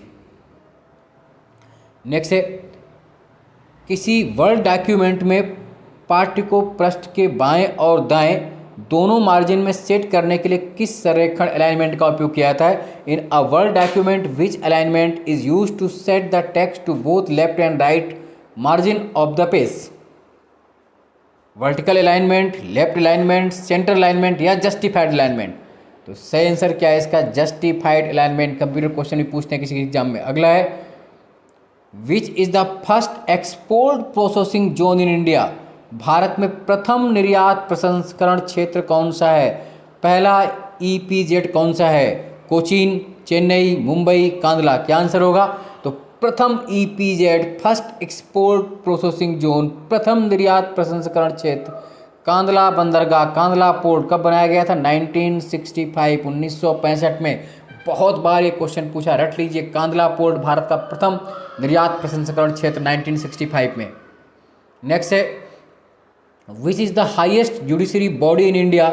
भारत में सर्वोच्च न्यायपालिका का निकाय कौन है? द प्रेसिडेंट ऑफ इंडिया, भारत का राष्ट्रपति, द हाई कोर्ट, उच्च न्यायालय, the British privy council, the supreme court, उच्चतम न्यायालय। तो सही आंसर है सर्वोच्च न्यायपालिका निकाय कौन सा है? सुप्रीम कोर्ट, उच्चतम न्यायालय। नेक्स्ट है who was the first inspector general of forest in India 1864। 1864 में भारत में प्रथम वन महानिरीक्षक कौन थे? First inspector general of forest Verrier Elwin, E P Stebbing, Michel Tussing, Michael Tussing या डाइट्रिच ब्रैंडिस। तो इसका आंसर क्या है? Dietrich Brandeis. 1864 में भारत के प्रथम वन महानिरीक्षक कौन थे? Dietrich Brandis. नेक्स्ट है who appoint the chairperson and members of state human right commission. राज्य मानवाधिकार आयोग के अध्यक्ष और सदस्यों की नियुक्ति कौन करता है?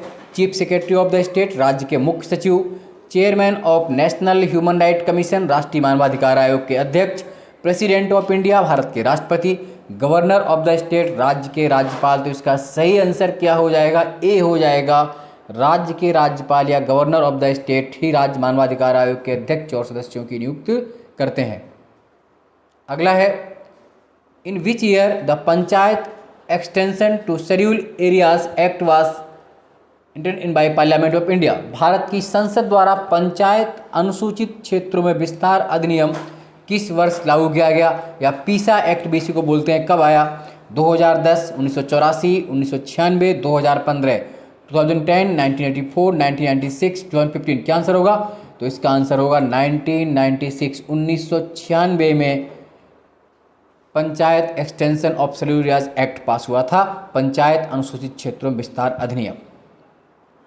नेक्स्ट है who conduct the election to the state legislative assemblies in India. भारत में राज्य विधानसभाओं का चुनाव कौन आयोजित करता है? इलेक्शन कमीशन ऑफ इंडिया, भारत निर्वाचन आयोग, स्टेट इलेक्शन कमीशन, राज्य चुनाव आयोग, गवर्नर ऑफ द स्टेट, राज्य के राज्यपाल, स्टेट हाईकोर्ट, राज्य उच्च न्यायालय। तो भारत में राज्य विधानसभाओं के चुनाव होते हैं, स्टेट लेजिस्लेटिव असेंबली के जो इलेक्शन होते हैं उसे इलेक्शन कमीशन ऑफ इंडिया, भारत निर्वाचन आयोग करवाता। कौन करवाता है? भारत निर्वाचन आयोग। इलेक्शन कमीशन ऑफ इंडिया का उल्लेख आर्टिकल 324 में है। किस आर्टिकल में है? 324 में। अगला है who is the authority to summon a joint sitting of both houses of the Parliament. संसद के दोनों सदनों की संयुक्त बैठक बुलाने का अधिकार किसके पास है? लोकसभा अध्यक्ष, the speaker of Lok Sabha, the president of India, Bharat के राष्ट्रपति, the prime minister of India, Bharat के प्रधानमंत्री, the vice president of India, Bharat के उपराष्ट्रपति। तो दोनों सदनों की जो ज्वाइंट सीटिंग होती है, संयुक्त बैठक होती है, उसको बुलाने का अधिकार किसके पास होता है? The president of India, Bharat के राष्ट्रपति। आप जानते हैं आर्टिकल 108 बहुत महत्वपूर्ण क्वेश्चन है। आर्टिकल 108 अनुच्छेद 108 के तहत ज्वाइंट सीटिंग बुलाई जाती है। संयुक्त बैठक बुलाने का जो उल्लेख है उस आर्टिकल 108 में है। और उसको बुलाता कौन है? राष्ट्रपति बुलाता है। और इसकी अध्यक्षता कौन करता है? तो लोकसभा अध्यक्ष, स्पीकर इसकी अध्यक्षता करता है। जबकि बुलाने का अधिकार किसके पास है? प्रेसिडेंट ऑफ इंडिया के पास, भारत के राष्ट्रपति। The Bhoodan movement was launched in the year. Bhoodan आंदोलन किस वर्ष में आरंभ किया गया था? 1948, 1948, 1961, 1961, 1960, 1960 और 1951, 1951। तो आप ये जानते हैं भूदान आंदोलन कब प्रारंभ हुआ? तो भूदान आंदोलन 1951, 1951 में प्रारंभ हुआ था। किसके द्वारा? विनोबा भावे जी के द्वारा। किसके द्वारा? विनोबा भावे। कहाँ से प्रारंभ किया था? तेलंगाना के पोचमपल्ली गांव से 1951 में भूदान मूवमेंट स्टार्ट किया विनोबा भावे जी ने। 1951, 1951 में तेलंगाना के पोचमपल्ली गांव से। राष्ट्रीय सुरक्षा अधिनियम 1980 के तहत राष्ट्रीय सुरक्षा शब्द में सम्मिलित नहीं है। The term national security under the national security act 1980 does not include defence of India, भारत की रक्षा, maintenance of supplies and services essential to the community, समुदायों के लिए आवश्यक आपूर्ति और रखरखाव, सिक्योरिटी ऑफ इंडिया, भारत की सुरक्षा, भारत के अंतर्राज्यीय जल विवाद, inter state water disputes of India. तो इसका आंसर यही सही होगा। राष्ट्रीय सुरक्षा अधिनियम जो NSA 1980 है उसमें inter state water dispute of India शामिल नहीं है, भारत के अंतर्राज्यीय जल विवाद शामिल नहीं है। इसके लिए अलग से संविधान में आर्टिकल है। Inter state water dispute of India शामिल नहीं है, बाकी तीनों शामिल हैं। नेक्स्ट क्वेश्चन है what is the retirement age of supreme court जज इन इंडिया। भारत में सर्वोच्च न्यायालय के न्यायाधीश के सेवानिवृत्त की आयु कितनी होती है? आप सब जानते हैं कितनी होती है, 55, 50, 60, 65। तो इसका आंसर हो जाएगा 65 ईयर्स। पहला आंसर सही है, 65 वर्ष होती है। Next question, which dam built in the Mahanadi basin integrates conservation of water with flood control. Mahanadi basin में कौन सा बाढ़ नियंत्रण के साथ जल संरक्षण को भी समाहित करता है? कौन सा बांध है महानदी पर? टिहरी बांध है, नागार्जुन सागर बांध है, भाखड़ा नंगल बांध है या हीराकुंड बांध है? तो आप सब जानते हैं कि महानदी बेसिन पे हीराकुंड डैम बना हुआ। कौन सा? हीराकुंड, उड़ीसा में है, कटक में हीराकुंड डैम है महानदी रिवर पर। और the longest dam of India, भारत का सबसे लंबा बांध हीराकुंड बांध है महानदी पे। आपको कमेंट्स बॉक्स में बताना है कि भारत का सबसे ऊंचा बांध कौन सा है, हाईएस्ट डैम कौन सा है। और बाकी आप जानते हैं टिहरी डैम, भागीरथी, भिलंगना उत्तराखंड में है, नागार्जुन कृष्णा तेलंगाना में है, भाखड़ा नंगल बांध सतलज पंजाब में है। नेक्स्ट है, वह शासक जिसने श्रीरंगपट्टनम में स्वतंत्रता के वृक्ष ट्री ऑफ लिबर्टी का रोपण किया और जैकोबिन क्लब का सदस्य भी बना हुआ, कौन है? The ruler who planted a tree of liberty at Srirangapatnam and also become a member of the Jacobin club. Hyder Ali, Safdarjung, Saadat Khan, Tipu Sultan. तो इसका आंसर पहला ही सही है, टीपू सुल्तान, जिसने श्रीरंगपट्टनम में स्वतंत्रता के वृक्ष ट्री ऑफ लिबर्टी का रोपण किया और जैकोबिन क्लब का मेंबर बना फ्रांस से संधि के बाद, है ना। तो इसका आंसर क्या होगा? टीपू सुल्तान हो जाएगा। नेक्स्ट क्वेश्चन, भारतीय संविधान की 12वीं अनुसूची में नगर पालिकाओं के कार्यक्षेत्र में कितने कार्यात्मक मदों को रखा गया है? How many functional items have been placed within the purview of municipalities in the 12th schedule of Indian constitution? 18, 24, 13, 10 कितने रखे गए हैं? तो भारतीय संविधान की 12वीं अनुसूची में आप जानते हैं 18 कितने हैं? 18 सब्जेक्ट हैं। 12वीं अनुसूची by the 74 constitutional amendment act, 74वें संविधान संशोधन अधिनियम 1992 से जोड़ी गई थी और इसमें कुल 18 सब्जेक्ट रखे गए हैं। 12वीं अनुसूची आपकी नगर पालिका से संबंधित है, जबकि 11वीं अनुसूची पंचायती राज से संबंधित है और पंचायती राज में 29 सब्जेक्ट हैं। नेक्स्ट क्वेश्चन, किस अंतर्राष्ट्रीय दस्तावेज को सभी मानव जाति के लिए अंतर्राष्ट्रीय मैग्ना कार्टा कहा जाता है? Which international document is called as the international Magna Carta for all mankind? किसे बोलते हैं? यूएन चार्टर, संयुक्त राष्ट्र चार्टर, international convention on civil and political rights, नागरिक और राजनीतिक अधिकारों पर अंतर्राष्ट्रीय सम्मेलन, मानवाधिकारों पर यूरोपीय सम्मेलन, universal declaration of human right, मानवाधिकारों का सार्वभौम घोषणा पर। तो universal declaration of human rights, मानवाधिकारों पर सार्वभौम घोषणा को अंतर्राष्ट्रीय मैग्ना कार्टा कहा जाता है। रट लीजिए, बेहतरीन क्वेश्चंस आपके लिए चल रहे हैं जो आपके लिए बहुत काम आएंगे किसी भी एग्जाम्स में। Next, when did the foreign trade development and regulation act come into force? विदेश व्यापार और विकास विनियम अधिनियम कब लागू हुआ? 1992, 2002, 1982, 1972। तो विदेश व्यापार विकास और विनियम अधिनियम 1992 1992 में लागू हुआ। नेक्स्ट क्वेश्चन, राष्ट्रीय आपदा प्रबंधन प्राधिकरण के पदेन अध्यक्ष कौन होते हैं? Who is the ex officio chairman of the national disaster management authority? President of India, Bharat के राष्ट्रपति। Controller and auditor general of India, Bharat के नियंत्रक एवं महालेखा परीक्षक। Prime minister of India, Bharat के प्रधानमंत्री। Vice president of India, Bharat के राष्ट्रपति। तो इसका आंसर क्या हो जाएगा? Prime minister of India, Bharat के प्रधानमंत्री ही राष्ट्रीय आपदा प्रबंधन प्राधिकरण, नेशनल डिजास्टर मैनेजमेंट अथॉरिटी के पदेन अध्यक्ष होते हैं। कौन? पीएम। राज्यों में कौन होता है? मुख्यमंत्री। नेक्स्ट है, 2002 में भारतीय संविधान के किस संवैधानिक संशोधन अधिनियम द्वारा एक नया मौलिक कर्तव्य जोड़ा गया था? Which constitutional amendment act added new fundamental duty to the Indian constitution in 2002?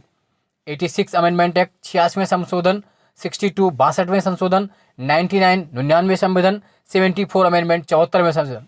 तो जो शिक्षा का अधिकार नया मौलिक कर्तव्य जोड़ा गया था, आप सब जानते हैं 86 अमेंडमेंट, 86वें संविधान संशोधन अधिनियम 2002 से RTE, right to education, article 21A, अनुच्छेद 21A में मौलिक अधिकार है, फंडामेंटल राइट्स है। 6 to 14 ईयर्स 6 से 14 वर्ष के बच्चों के लिए फ्री एंड कंपलसरी एजुकेशन, निःशुल्क और अनिवार्य शिक्षा। 86वें संविधान संशोधन नियम 2002 से, और लागू कब से हुआ ये? 1 अप्रैल 2010 से 1 अप्रैल 2010 से पूरे देश में लागू है RTE, right to education. Next है, निम्नलिखित राज्यों में से भारत में चावल का प्रमुख उत्पादक कौन है? Among the following states, which is the leading producer of rice in India? Rajasthan, Maharashtra, West Bengal, Gujarat. कौन है? तो आप सब जानते हैं चावल का नंबर उत्पादक कौन है? वेस्ट बंगाल। पश्चिम बंगाल नंबर 1 पे है, यूपी नंबर 2 पे। तो चावल सर्वाधिक पश्चिम बंगाल में होता है और गेहूं सर्वाधिक यूपी में होता है। नेक्स्ट है, लैंड सेलिंग रिफॉर्म्स टू, भू हदबंदी निम्नलिखित में से किसे संदर्भित करती है? उस अधिकतम सीमा का निर्धारण जिससे अधिक कोई भी किसी प्रकार की भूमि नहीं रख सकता, उस न्यूनतम सीमा का निर्धारण जिससे अधिक कोई भी किसी प्रकार की भूमि नहीं रख सकता, उस निश्चित सीमा का निर्धारण जिससे अधिक कोई भी अर्ध भूमि रख सकता, उस अधिकतम सीमा का निर्धारण जिससे अधिक कोई कृषि भूमि नहीं रख सकता। तो भूहदबंदी, लैंड सेलिंग क्या होता है?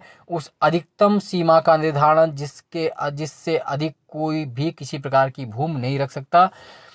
Fixation of maximum limit beyond which nobody can hold any land, उस अधिकतम सीमा का निर्धारण जिससे अधिक कोई किसी प्रकार की भूमि नहीं रख सकता। तो इसका आंसर यही होगा, है ना। नेक्स्ट है, which commission is introduce with maintaining the implementation of the protection of children from sexual offence act 2012? किस आयोग को यौन अपराध से बच्चों का संरक्षण अधिनियम 2012 के कार्यान्वयन की निगरानी का उत्तरदायित्व सौंपा गया? यानी जो पॉस्को एक्ट है 2012 अलग से आता है, कि पॉक्सो एक्ट कब आया? तो 2012 में। तो कौन उत्तरदायित्व है इसके पास? राष्ट्रीय महिला आयोग, national commission of women, human rights, मानवाधिकार आयोग, राष्ट्रीय बाल अधिकार संरक्षण आयोग, national commission for protection of child rights, human right commission. तो जो बच्चों संबंधित है, जाहिर सी बात है इसका आंसर क्या होगा? National commission for protection of child rights, राष्ट्रीय बाल अधिकार संरक्षण आयोग। भारतीय संविधान का कौन सा अनुच्छेद किसी भी कारखानों, खदान या अन्य संकटपूर्ण गतिविधि में 14 वर्ष से कम आयु के बच्चों के रोजगार पर प्रतिबंध लगाता है? Which article of the Indian constitution provides to the employment of children below the age of 14 years in any factories etcetera? तो कौन लगाता है बच्चों के शोषण पर रोक? Article 14, article 24, article 34, article 44। तो अनुच्छेद 24 आर्टिकल 24 बच्चों के शोषण से रोकने से संबंधित है ना, प्रोहिबिशन ऑफ चिल्ड्रंस। तो आर्टिकल 24 अनुच्छेद 24 है इसका आंसर, जिसमें 14 वर्ष से कम आयु के बच्चों को किसी भी रोजगार में लगाने पर रोक है। अनुच्छेद 24। 14 इक्वल बिफोर लॉ, 14 में क्या है? समानता का अधिकार है ना, याद रखेंगे इस बात को। पोषण की वो कौन सी विधि है जिसमें जीव मृत और क्षयकारी पदार्थ से पोषक तत्वों को घोल के रूप में प्राप्त करते हैं? What is the mode of nutrition in which organism take in nutrition in solution from dead and taking matter called? स्वपोषी पोषण, हेटरोट्रॉपिक न्यूट्रिशन, पैरासिटिक न्यूट्रिशन या सेप्रोट्रॉपिक न्यूट्रिशन? मृत पोषित पोषण, स्वपोषी पोषण, विषमपोषी पोषण, परजीवी। तो इसका आंसर है मृत पोषित पोषण, मृत पोषित पोषण, सेप्रोट्रॉपिक न्यूट्रिशन। नेक्स्ट क्वेश्चन है, प्रतिवर्ष द्वारा मानव विकास रिपोर्ट SDR जारी की जाती है? Every year the human development report is published by, कौन जारी करता है SDR मानव विकास रिपोर्ट? वर्ल्ड इकोनॉमिक फोरम, विश्व आर्थिक मंच, इंटरनेशनल मॉनेटरी फंड, अंतर्राष्ट्रीय मुद्रा कोष, न्यू डेवलपमेंट बैंक या UNDP, United Nation development programme? तो आप सब जानते हैं प्रतिवर्ष मानव विकास रिपोर्ट, human development report, UNDP, United Nation development programme, संयुक्त राष्ट्र विकास कार्यक्रम के द्वारा जारी की जाती है।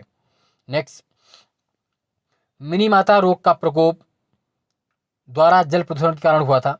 The outbreak of Minamata disease was caused due to pollution of water, यानी मिनीमाता जो रोग होता है वो किस पोल्यूशन के कारण होता है? लेड, सीसा, आर्सेनिक, कैल्शियम, पारा या मरकरी? तो इसका आंसर है मरकरी, पारा।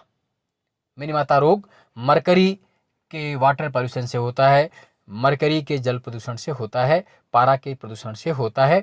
मिनीमाता सबसे पहले जापान में देखा गया था। याद कर लीजिए, रट लीजिए, बहुत ही महत्वपूर्ण क्वेश्चन आपके थे। क्वेश्चन है, समन्वित बाल विकास सेवाएं ICDS, समन्वित बाल विकास सेवाएं कार्यक्रम को कब लॉन्च किया गया था? ICDS को कब लॉन्च किया गया था? तो अक्टूबर 1975 में, अक्टूबर 1975 में स्टार्ट किया गया था। इसमें 6 सेवाएं, कितनी सेवा मिलती हैं? 6 सर्विसेज मिलती हैं। ICDS इंटीग्रेटेड चाइल्ड डेवलपमेंट जो स्कीम थी, समन्वित बाल विकास सेवाएं 2 अक्टूबर 1975 को स्टार्ट हुई थी। क्वेश्चन नंबर 2 अगर हम बात करते हैं तो यूपी में राष्ट्रीय विधि विश्वविद्यालय नेशनल लॉ यूनिवर्सिटी कहाँ बन रही है यूपी में? तो प्रयागराज में बन रही है। कहाँ पर बन रही है? प्रयागराज में। राष्ट्रीय विरासत शहर विकास एवं वृद्धि योजना जो हृदय कार्यक्रम है आपका, राष्ट्रीय विरासत शहर विकास एवं वृद्धि योजना हृदय कार्यक्रम, जिसको 21 जनवरी 2015 21 जनवरी 2015 को लॉन्च किया गया था, जिसमें कुल 12 शहर सिटी शामिल थे। बताना है आपको यूपी में कितने शहर शामिल है इस बारे में से। तो यूपी के 2 शहर शामिल है, बनारस और मथुरा। वाराणसी और मथुरा यूपी के 2 शहर हृदय योजना में शामिल हैं, जिसमें कुल 12 शहर शामिल हैं देश के।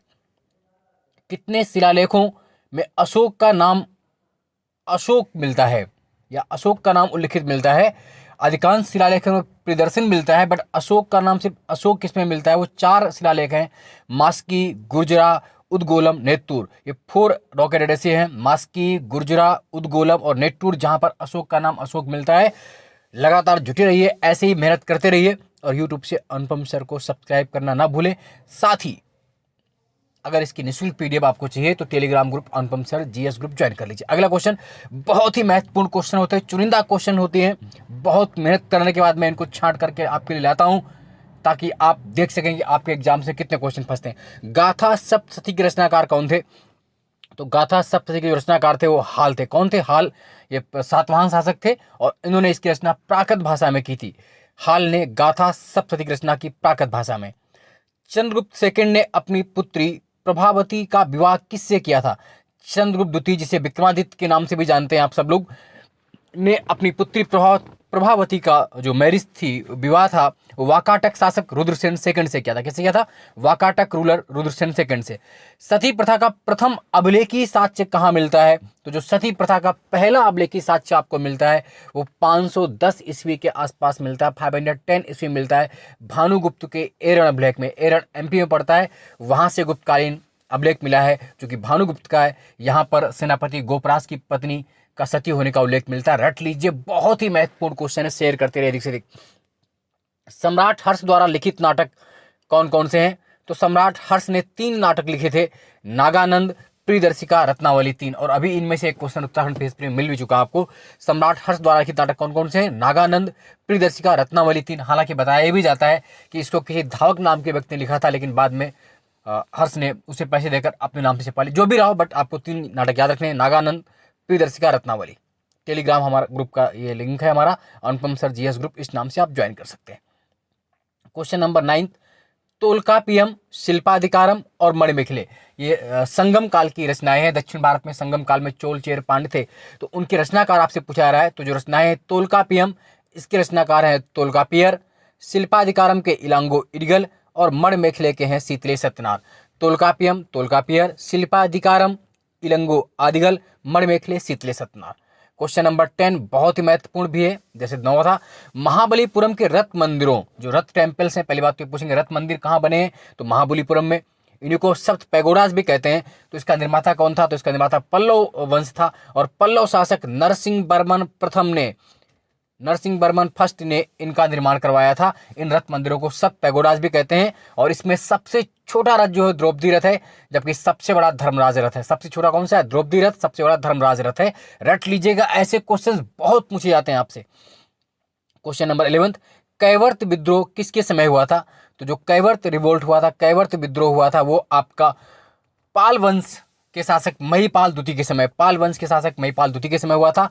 और इसी पाल वंश के शासक थे एक धर्मपाल, जिन्होंने विक्रमशिला विश्वविद्यालय की स्थापना की थी। विक्रमशिला यूनिवर्सिटी धर्मपाल ने बसाई थी। यूट्यूब से अनुपम सर सब्सक्राइब करना न भूले।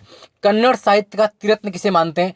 तो कन्नड़ साहित्य का जो तिरत्न है, 3 जो प्रसिद्ध वहाँ के रचनाकार हैं, पंप, पोन और Ranna. Pump, Pon and Ranna को कन्नड़ साहित्य का तिरत्न माना जाता है। रानी रुद्रमा देवी संबंधित थी किससे? काकतीय वंश से। काकतीय वंश से, बहुत महत्वपूर्ण, अभी आया उत्तराखंड पेज में। वारंगल के काकतीय वंश से संबंधित थी रानी रुद्रमा देवी। किस शासक को गुलामों का गुलाम कहा गया है? किस राजा को गुलामों का गुलाम कहा जाता था? तो इल्तुतमिश को गुलामों का गुलाम कहा जाता है। किसे? इल्तुतमिश को। और आज का अंतिम क्वेश्चन, तैमूर लंग ने जब दिल्ली पर आक्रमण किया था कब किया था? 1398 में। पूछते हैं आपसे तैमूरलंग का आक्रमण कब हुआ था? 1398 में, जिसने बड़ी मात्रा में नरसंहार किया था, दिल्ली में कत्लेआम मचाया था। किसके समय किया था? नसरुद्दीन महमूद के समय। नसरुद्दीन महमूद के समय आक्रमण किया था। इसका वेदों का संकलन करता किसे माना जाता है? जो वेद हैं आपके चार, कितने वेद हैं? चार, ऋग्वेद, सामवेद, यजुर्वेद, अथर्ववेद। इन सब का संकलन करता किसे माना जाता है? तो उसका आंसर क्या है? वेद व्यास जी। किसे माना जाता है? वेद व्यास, जिनका पूरा नाम क्या था?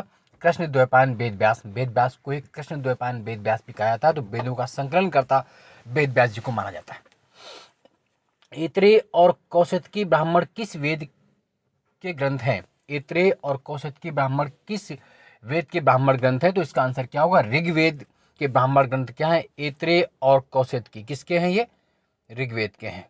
कौन? ऐत्रेय और कौशिकी ऋग्वेद के हैं। और आप YouTube में अनुपम सर सब्सक्राइब करना ना भूलें, इसको जरूर सब्सक्राइब कर लें। अनुपम सर को लगातार जुटे रहेंगे और ऐसी ही सीरीज, ब्रह्मा सीरीज के जितनी भी सीरीज वहां पर पड़ी है 50 के आसपास, उनको देख डालिए और पीसीएस प्री आपके झटके में निकालेंगे, आपको भी मालूम नहीं चलेगा। और अभी हाल ही में जो उत्तराखंड पीसीएस प्री हुआ है, उसमें कितने क्वेश्चन इस सीरीज ने दिए हैं, वो सबूत वाला वीडियो पड़ा हुआ, आप स्वयं चेक कर लें। वेदांगों की संख्या कितनी है? तो वेदांगों की संख्या कुल कितनी है? 6 है। कितनी है? 6 है वेदांग। कितने वेदांग होते हैं अगर आपसे पूछेंगे तो आप बताएंगे 6 वेदांग होते हैं। कौन कौन है ये आप देख लीजिए। शिक्षा, ज्योतिष, कल्प, व्याकरण, निरुक्त और छंद। शिक्षा, ज्योतिष, कल्प, व्याकरण, निरुक्त और छंद। These are 6 Vedas. शिक्षा, ज्योतिष, कल्प, व्याकरण, निरुक्त, छंद। नेक्स्ट है अष्टाध्यायी, कल्पसूत्र, राजतरंगणी के और हितोपदेश के लेखक कौन है? अष्टाध्यायी, कल्पसूत्र और राजतरंगणी और हितोपदेश। तो अष्टाध्यायी के राइटर कौन है? पाणिनि। अष्टाध्यायी पाणिनि, कल्पसूत्र भद्रबाहु, कल्पसूत्र भद्रबाहु, राजतरंगणी कल्याण, राजतरंगणी कल्याण और हितोपदेश के नारायण पंडित, हितोपदेश के नारायण पंडित। नेक्स्ट है रेहेला के रचनाकार कौन है? रेहेला।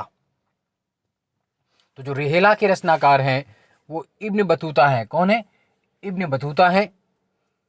ये मोहम्मद बिन तुगलक के समय भारत आए थे, मोरक्को का रहने वाला था और इन्होंने रेहेला की जो रचना की है वो अरबी भाषा में की है, अरबियन लैंग्वेज में की है। और रेहेला में बेसिकली डाक व्यवस्था का भी वर्णन मिलता है, याद रखें इस बात को। भारत में सर्वप्रथम पुरापाषाण कालीन औजारों की खोज किसने की? सबसे पहले जो पुरापाषाण काल औजार की खोज किसने की? तो रॉबर्ट ब्रूस फूट ने। किसने की? रॉबर्ट ब्रूस फूट ने की 1863, 1863 में तमिलनाडु के पल्लवरम से। कहां से? Pallavaram, 1863, Robert Bruce Foote.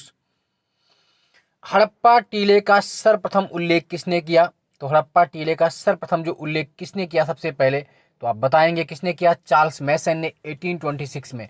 Harappa की टीले का सर्वप्रथम उल्लेख चार्ल्स मैसन के द्वारा 1826 में किया गया,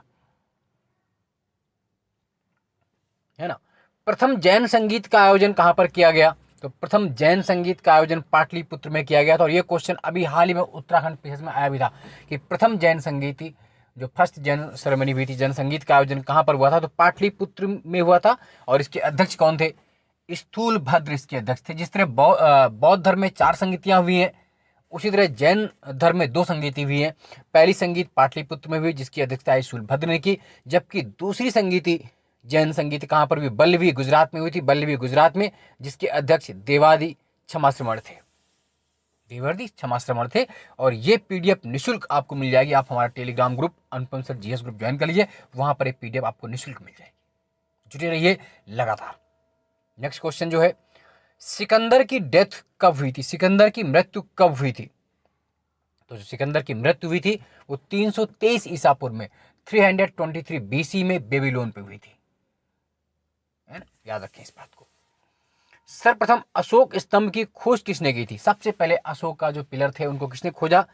तो टिफेन थेलर ने खोया था 1750 में। टिफेन थेलर द्वारा 1750 में, कहां पर? दिल्ली में। और अशोक स्तंभ को सर्वप्रथम पढ़ा किसने है?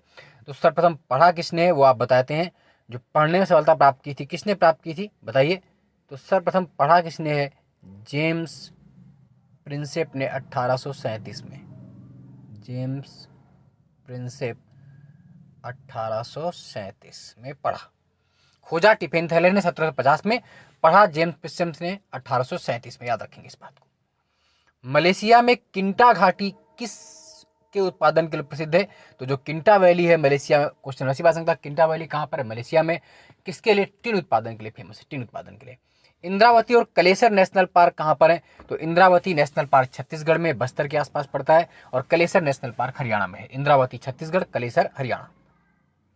हरित गृह प्रभाव, ग्रीन हाउस इफेक्ट के अभाव में पृथ्वी की सतह का औसत तापमान क्या होगा? अगर ग्रीन हाउस इफेक्ट ना हो तो पृथ्वी का औसत तापमान कितना हो जाएगा? 0 डिग्री फ़ारेनहाइट या -18 डिग्री सेंटीग्रेड।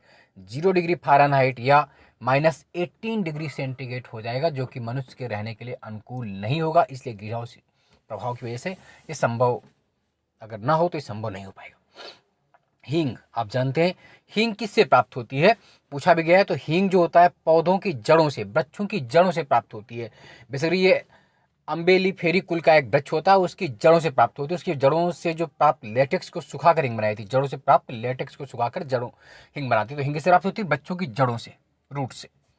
लोकसभा और राज्यसभा की ज्वाइंट सेशन कौन बुला सकता है? लोकसभा और राज्यसभा की संयुक्त बैठक आर्टिकल 108 के तहत राष्ट्रपति बुलाता है, प्रेसिडेंट बुलाता है, अनुच्छेद 108 के तहत। और याद इस बात को रखें, इसकी अध्यक्षता कौन करता है? तो जो अध्यक्षता करता है वो लोकसभा अध्यक्ष करता है। कौन करता है? लोकसभा अध्यक्ष। बुलाने का अधिकार किसको है? प्रेसिडेंट को है। कॉल ऑफ करने का अधिकार राष्ट्रपति को, बट इसकी जो अध्यक्षता होती है वो स्पीकर करता है। यानी कि ज्वाइंट सेशन बुलाते हैं आर्टिकल 108 के तहत, 108 अनुच्छेद के तहत। कौन बुलाएगा? राष्ट्रपति बुलाएगा। अध्यक्षता कौन करेगा? लोकसभा स्पीकर करेगा। और ज्वाइंट सेशन आता है सिर्फ सामान्य विधेयक में। तो अफलातून किसे कहते हैं? तो आप ये सब जानते हैं कि जाटों का अफलातून किसे कहा जाता है? तो सूरजमल जाट थे, भरतपुर के पास उनका राज्य हुआ था जाटों का राज, तो जाटों का अफलातून सूरजमल को कहा जाता है। राजा जयसिंह ने वेधशालाओं का निर्माण कहाँ कहाँ करवाया था?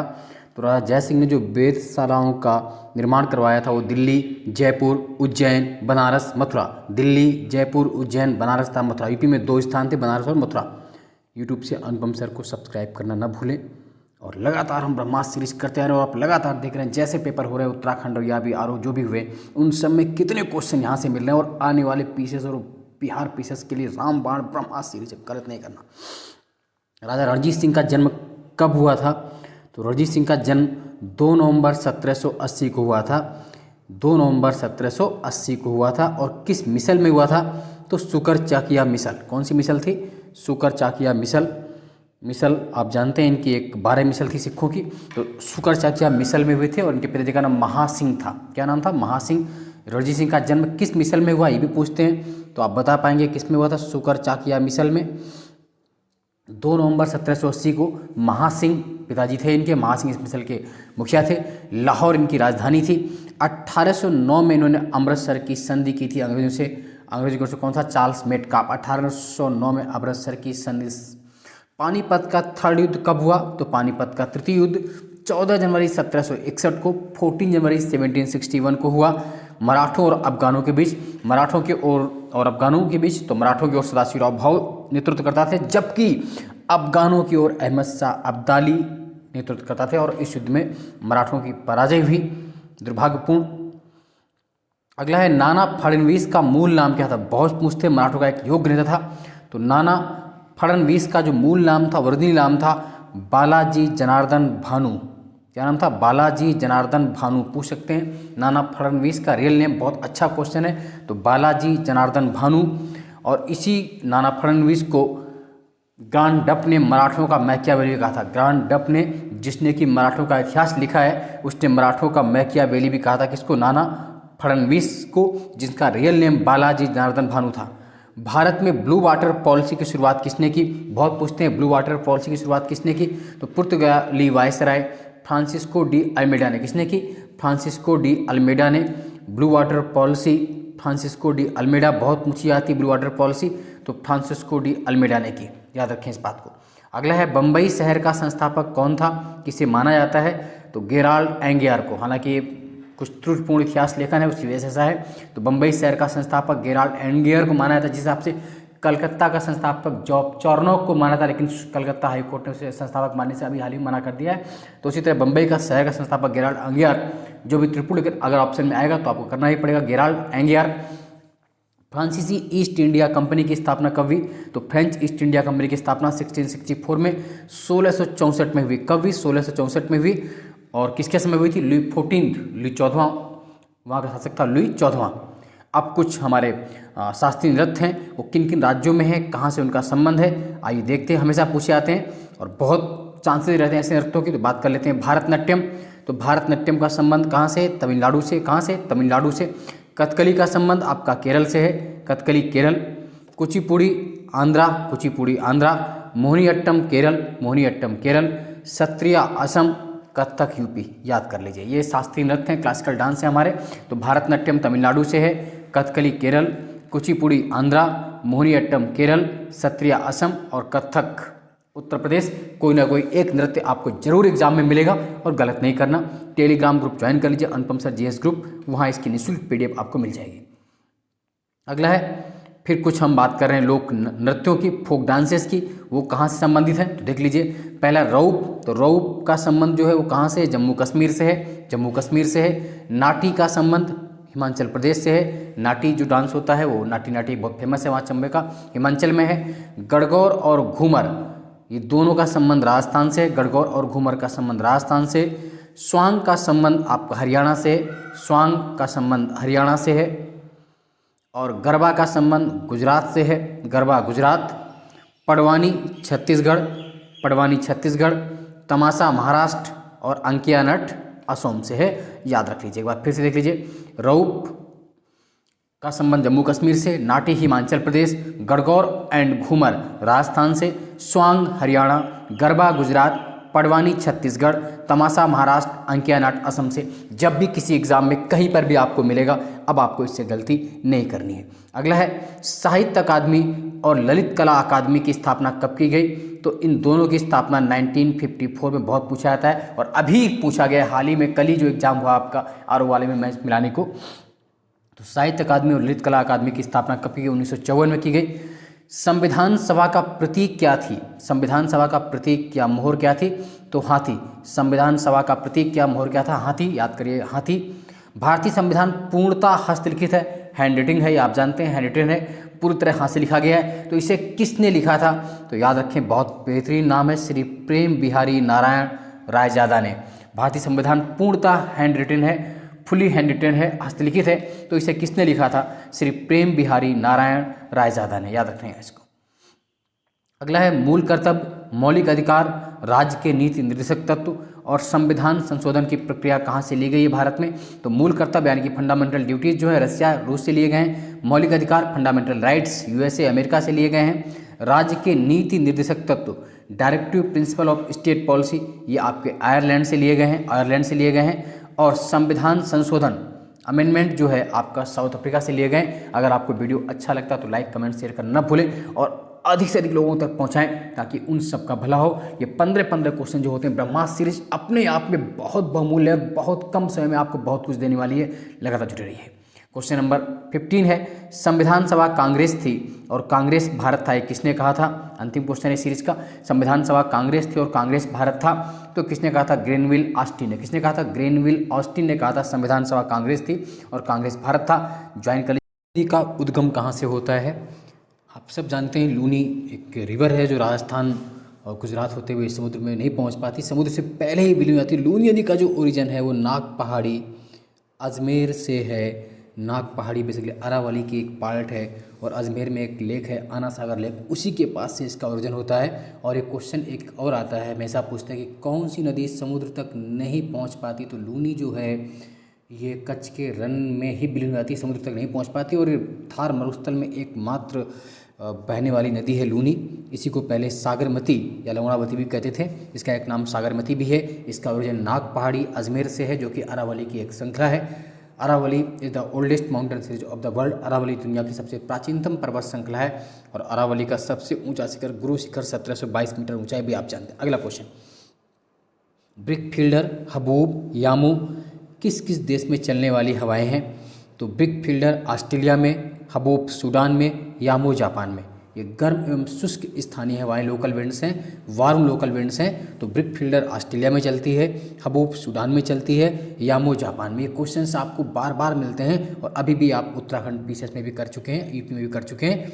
और यूट्यूब से अनुपम सर सब्सक्राइब करना ना भूलें, लगातार शेयर करते रहें। इस ब्रह्मास्त्र सीरीज को आप यूं ही मत समझे, हल्के मत ले, बहुत कम क्वेश्चंस होते हैं, लेकिन आप एग्जाम हॉल में जाते हैं तब इसकी उपयोगिता मालूम चलेगी। आप लगातार बने रहिए इसके साथ, लिखते रहिए, नोट्स बनाते रहिए, शेयर करते रहिए, सब्सक्राइब करते रहिए। अगला क्वेश्चन है vitamin B1, B2, B5, B6 and B12 के साइंटिफिक नेम क्या हैं? Vitamin B12, B1, B2, B5, B6 और B12 के वैज्ञानिक नाम आपसे पूछे गए हैं, तो आपको बताने हैं। क्या नाम होंगे? साइंटिफिक नेम बताइए जल्दी से। आप सब जानते हैं B1 को हम थायमिन कहते हैं, B1 को हम क्या कहते हैं? थायमिन। B2 आपका रेबोफ्लेविन, B2 रेबोफ्लेविन हो गया। B5 आपका पेंटोथेनिक एसिड हो गया। B6 को पाइरिडॉक्सिन बोलेंगे और B12 साइनोकोबालामिन। एक बार फिर सुन लीजिए, B1 thiamine, B2 riboflavin, B5 pantothenic acid, pantothenic अम्ल, B6 पाइरिडॉक्सिन और B12 साइनोकोबालामिन। और विटामिन दो तरह के होते हैं, एक वाटर सोल्यूबल होते हैं, एक फैट सोल्यूबल होते हैं, एक जल में विलय होते हैं, एक वसा में। तो जल में जो विलय होते हैं वो कौन से होते हैं? BC जल में होती है हमेशा। तो याद देखिए, वाटर सोल्यूबल कौन से? Vitamin B and vitamin C। बाकी सभी फैट सोल्यूबल हैं वसा में। किस आर्टिकल के तहत श्रमिकों की प्रबंधन में भागीदारी सुनिश्चित की गई है? किस आर्टिकल के तहत participation of labour in industries में शुरू किया गया है? तो आर्टिकल 43A अनुच्छेद 43A कहता है श्रमिकों की भागीदारी, participation of labours in workers in management. तो जो आर्टिकल 43A है कब जोड़ा गया था? Bye the 42nd amendment act 1976। 43A 42वें संविधान संशोधन अधिनियम 1976 से जोड़ा गया था। तो 43A में श्रमिकों की प्रबंधन में भागीदारी सुनिश्चित की गई है। क्वेश्चन नंबर नेक्स्ट है, राज्यसभा में सीटों का आवंटन और दल बदल अधिनियम से संबंधित शेड्यूल कौन सी हैं? संबंधित अनुसूची कौन सी? तो आप सब जानते हैं राज्यसभा में सीटों का आवंटन 4थी अनुसूची में और दल बदल अधिनियम 10वीं अनुसूची में है। Allocation of seats in council of state is schedule number 4th and anti defection law दल बदल अधिनियम जो है 10th शेड्यूल में है, 10वीं अनुसूची में है। क्वेश्चन नंबर 6 है, 6वीं अनुसूची के प्रावधान किन किन राज्यों पर लागू होते हैं? जो 6th शेड्यूल के रूल्स हैं वो किन किन स्टेट्स पर लागू होते हैं? असम, मेघालय, त्रिपुरा एंड मिजोरम। असम, मेघालय, त्रिपुरा और मिजोरम, इन 4 राज्यों पर 6वीं अनुसूची 6th शेड्यूल के प्रावधान लागू होते हैं। असम, मेघालय, त्रिपुरा एंड मिजोरम, ये 6वीं अनुसूची 6th schedule basically Assam, Meghalaya, Tripura, Mizoram के जो ट्राइबल्स एरियाज हैं उनसे संबंधित जो प्रावधान हैं वो 6th शेड्यूल में है। क्वेश्चन नंबर 7, मनी बिल धन विधेयक किस आर्टिकल में है? धन विधेयक किस आर्टिकल में? तो आर्टिकल 110 अनुच्छेद 110 में मनी बिल का उल्लेख है। और जितने भी आर्टिकल्स आपके एग्जाम्स में आते हैं वो आपको सब नहीं पढ़ने होते। इंपॉर्टेंट आर्टिकल्स का वीडियो मेरा पड़ा हुआ है, आप पॉलिटी प्लेलिस्ट में टिक करेंगे, वहाँ पर 5-6 वीडियो पढ़ें और वो ऐसे महत्वपूर्ण 2 वीडियो खाली पढ़े अनुच्छेद और 3 पढ़े, उसके एक 2-3 वीडियो है मात्र, उससे पूरा कवर हो जाएगा। आपको कहीं से कभी और कुछ पढ़ने की आवश्यकता ही नहीं। तो एक बार प्लीज़ उसको ज़रूर देखिएगा ताकि आपको एग्जाम में आसानी से आप आर्टिकल्स के आए हुए क्वेश्चंस को सॉल्व कर सकें। क्वेश्चन नंबर 8 है, राष्ट्रीय खाद्य सुरक्षा अधिनियम कब अधिसूचित किया गया था? नेशनल फूड सिक्योरिटी मिशन कब अधिसूचित किया गया था, कब लॉन्च किया गया था? तो NFSM national food security mission राष्ट्रीय खाद्य सुरक्षा अधिनियम 10 सितंबर 2013 को अधिसूचित किया गया था। 10 सितंबर 2013 को। इसमें क्या है कि 67% ओवरऑल पॉपुलेशन शामिल की गई, देश की कितनी? 67% पॉपुलेशन शामिल की गई, जिसमें से ग्रामीण रूरल एरिया की 75% है, अर्बन की 50%। ग्रामीण में 75% लोग, 75% अर्बन रूरल एरियाज़ के, एंड शहरी अर्बन एरिया के 50% लोग शामिल होंगे। और ये निःशुल्क PDF पाने के लिए आप टेलीग्राम अनुपम सर GS ग्रुप ज्वाइन कर लीजिए, वहाँ पर आपको इसकी PDF मिल जाएगी free of cost. Question number next 9th number question है हमारा, CSR corporate social responsibility, corporate सामाजिक उत्तरदायित्व, CSR कॉर्पोरेट सोशल रिस्पॉन्सिबिलिटी के संबंध में क्या क्या कथन सत्य हैं? तो सत्य क्या है कि CSR की जो अवधारणा की गई है CSR को जो कंपल्सरी बनाया गया वो कंपनी एक्ट 2013 के तहत कंपनी अधिनियम 2013 के तहत CSR को अनिवार्य कर दिया गया है, कंपलसरी कर दिया गया है। और उसमें भी ये रखा गया कि पिछले 3 वर्ष के औसत शुद्ध लाभ का 2% खर्च करना होगा। कितना? 2%। ये पीसीएस में आ भी चुका था, उसमें 1% दिया था, वो गलत था। तो कंपनी एक्ट 2013 से CSR आया है और ये अपने कंपनी अपने टर्नओवर का जो पिछले लास्ट 3 ईयर्स का जितना भी प्रॉफिट हुआ उस प्रॉफिट का 2% CSR में खर्च करेंगे। CSR मतलब क्या होता है? ऐसे काम जो समाज के, जैसे शिक्षा के क्षेत्र में, जल के क्षेत्र में, स्वास्थ्य के क्षेत्र में, इन क्षेत्रों में वो कंपनियां इन्वेस्ट करेंगी ताकि लोगों की भलाई के लिए सामाजिक उत्तरदायित्व निभा सकें। क्वेश्चन नंबर 10 है, कृष्णदेव राय जो विजयनगर के शासक थे, आप जानते हैं, तुलु डायनेस्टी के। तो कृष्णदेव राय जिनको आंध्र भोज भी कहा गया, क्या कहा गया है? आंध्र भोज भी कहा गया है। तो उनके द्वारा लिखित पुस्तकें कौन कौन सी हैं? तो कृष्णदेव राय एक महान शासक थे जिन्होंने तलवार के साथ कलम पर भी बराबर अधिकार था, तो कलम के द्वारा उन्होंने बहुत काम किए। तो जामवती कल्याणम एक पुस्तक लिखी है उन्होंने, जामवती कल्याणम, ये संस्कृत में लिखी है, जामवती कल्याणम। आमुक्त मालदाय बहुत पूछी जाती है, तो आमुक्त मालदाय ये तेलुगु में है, आमुक्त मालदा तेलुगु में है। तथा उषा प्रणय नामक नाटक, यानी 3 पुस्तकें लिखी उन्होंने प्रमुख कृष्णदेव राय, जिन्हें आंध्र भोज भी कहते हैं। जामवती कल्याणम, जामवती कल्याणम संस्कृत में, आमुक्त मालदाय तेलुगु और उषा प्रणय नाटक। साथ ही साथ इन्होंने 2 महान मंदिरों का निर्माण भी करवाया, हजारा राम टेम्पल और विट्ठल स्वामी मंदिर। हजारा मंदिर तथा विट्ठल स्वामी मंदिर का निर्माण भी किसने करवाया? कृष्णदेव राय। कृष्णदेव राय के दरबार में ही अष्टदिग्गज थे। क्या थे? अष्टदिग्गज ये तेलुगु के महान 8 कवि थे जिन्हें अष्टदिग्गज कहते थे, जिसमें कृष्णदेव राय, तेनालीराम के नाम आपने सुना ही हुआ है, अल्लासानी पेदन्ना वगैरह बहुत लोग थे। यूट्यूब से अनुपम सर सब्सक्राइब करना न भूलें, लगातार ऐसे ही आपको वीडियोस मिलते रहेंगे फ्री ऑफ कॉस्ट। कृष्णदेव राय जिन्हें आंध्र भोज भी कहते थे, इन्हीं के कोर्ट में अष्टदिग्गज भी थे। इन्होंने जामवती कल्याणम, आमुक्त मालदाय, उषा प्रणय नामक नाटक लिखे, साथ ही हजारा राम तथा विट्ठल स्वामी से मंदिरों का निर्माण भी करवाया। अगला क्वेश्चन, बहमनी साम्राज्य का संस्थापक कौन था? Who was the founder of Bahmani dynasty? तो बहमनी डायनेस्टी का जो बहमनी साम्राज्य का संस्थापक था वो अलाउद्दीन बहमन शाह था। अलाउद्दीन बहमन शाह, उसी ने बहमनी साम्राज्य की स्थापना की। अलाउद्दीन बहमन शाह को ही हसन गंगू के नाम से भी जाना जाता है, हसन गंगू के नाम से भी जानते हैं। और इसकी राजधानी क्या थी? गुलबर्गा। बहमनी साम्राज्य का फाउंडर अलाउद्दीन बहमन शाह, आयदर हसन गंगू, और इनकी कैपिटल थी गुलबर्गा। नेक्स्ट एक और महत्वपूर्ण क्वेश्चन है, बहुत महत्वपूर्ण, क्योंकि ऐसे क्वेश्चंस 1-2 बार आते ही आते हैं। अद्वैतवाद, विशिष्टाद्वैत, द्वैताद्वैतवाद एंड शुद्धाद्वैतवाद के प्रवर्तक फाउंडर कौन थे? तो अद्वैतवाद के फाउंडर शंकराचार्य, विशिष्टाद्वैत के रामानुजाचार्य, द्वैताद्वैतवाद के निम्बार्काचार्य और शुद्धाद्वैत के वल्लभाचार्य। फिर सुन लीजिए, अद्वैतवाद के शंकराचार्य, विशिष्टाद्वैत रामानुजाचार्य, द्वैताद्वैतवाद निम्बार्काचार्य और शुद्धाद्वैत वल्लभाचार्य। वल्लभाचार्य ने ही पुष्टि मार्ग की भी स्थापना की थी, पुष्टि मार्ग वल्लभाचार्य। और इनकी व्याख्या हम लोग कभी मेंस के पर्पज से करेंगे कि अद्वैतवाद क्या है, विशिष्टद्वैतवाद क्या है। किसे संतों का संत कहा जाता है? संतों का संत रैदास को। किसे कहा जाता है? संतों का संत रैदास को। संतों का संत रैदास को कहा जाता है। और किसने कहा है? ये कबीर ने कहा है। संतों का संत रैदास को किसने कहा है? कबीर ने कहा है। संतों का संत रैदास जी को कहा जाता है। रैदास का जन्म भी बनारस में हुआ था। और किसने कहा था? कबीर ने कहा था। और कबीर का जन्म बनारस में हुआ था, मगहर के पास, काशी में हुआ था, लहर तालाब के पास। मगहर उनकी डेथ हुई थी। कबीर का जन्म आपसे पूछ सकते हैं तो मैंने लिख भी दिया है। कबीर का जन्म 1398 में काशी में हुआ था और इनकी डेथ मगहर में 1518 में हुई थी। कुल 120 वर्षों तक ये कबीर दास जिए थे। कबीर की जो प्रसिद्ध पुस्तक साखी शबद रवैनी। कबीर का जन्म 1398 में काशी के पास लहरतारा तालाब में नीरू नीवा नामक जुल्हाय नामक दंपत्ति ने इनका पालन पोषण किया। और इनकी डेथ मानी जाती है मगहर में 1518 में। 120 वर्षों तक कबीर जिए। और कबीर अपने ज़माने के फक्कड़, मस्त मौला और बेहतरीन अपनी बात को कहने वाले भक्तिकाल के सर्वोच्च स्तंभों में एक थे, जिन्होंने कि समाज से आडंबर, छुआछूत, दकियानुकोसी, अमानवीय प्रथाओं, अकाट तर्कों के माध्यम से दूर करने का प्रयास किया। और कबीर अपने आप में बहुत महानतम कवि भी थे। चलिए अगला, जहांगीर ने प्रसिद्ध चित्रकारों उस्ताद मंसूर और अबुल हसन को कौन कौन सी उपाधियां दी? तो जहांगीर ने उस्ताद मंसूर को नादिर उल अस्त जबकि अबुल हसन को नादिर उल जमा की उपाधि दी।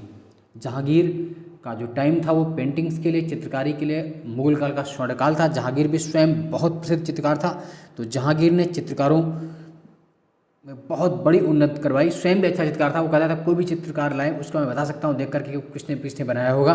खैर जो दो महत्वपूर्ण क्वेश्चन है उसके दरबार में दो महत्वपूर्ण चित्रकार थे, उस्ताद मंसूर और अबुल हसन, जिसमें उस्ताद मंसूर को जहांगीर ने नादिर उल अस्र, उस्ताद मंसूर को नादिर उल अस्र जबकि अबुल हसन को नादिर उज जमा की उपाधि दी थी।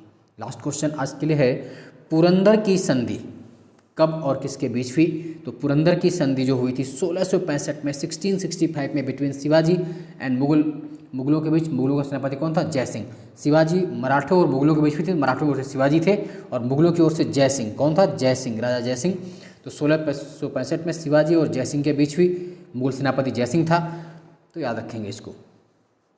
और शिवाजी के बारे में देखें तो शिवाजी का जन्म 1627 में सिवनेरी दुर्ग में हुआ था, इसलिए उनका नाम शिवाजी रखा गया।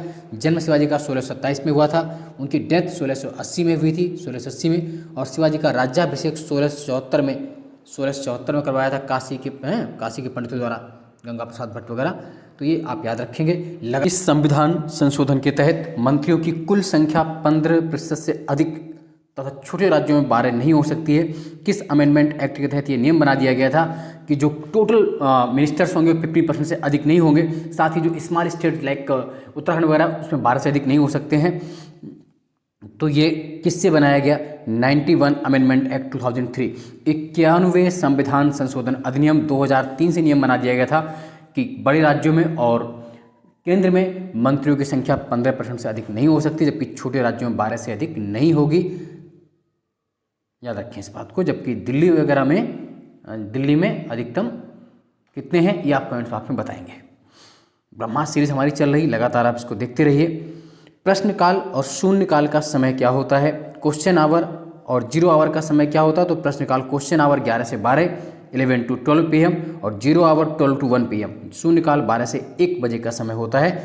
यूट्यूब से अनुपम सर सब्सक्राइब करना ना भूलें। अगला है केंद्र राज्य संबंधों से संबंधित समितियां हैं, कौन कौन थी?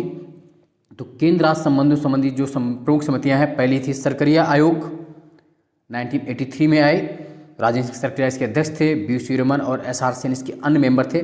सरकरिया आयोग के जो अध्यक्ष थे राजेंद्र सिंह सरकरिया, बी.सी. रमन, एस.आर. सेन, इसमें 3 अन्य मेंबर थे। 1983 में पुंछी आयोग 2007 में भी आया। पुंछी कमीशन 2007 में।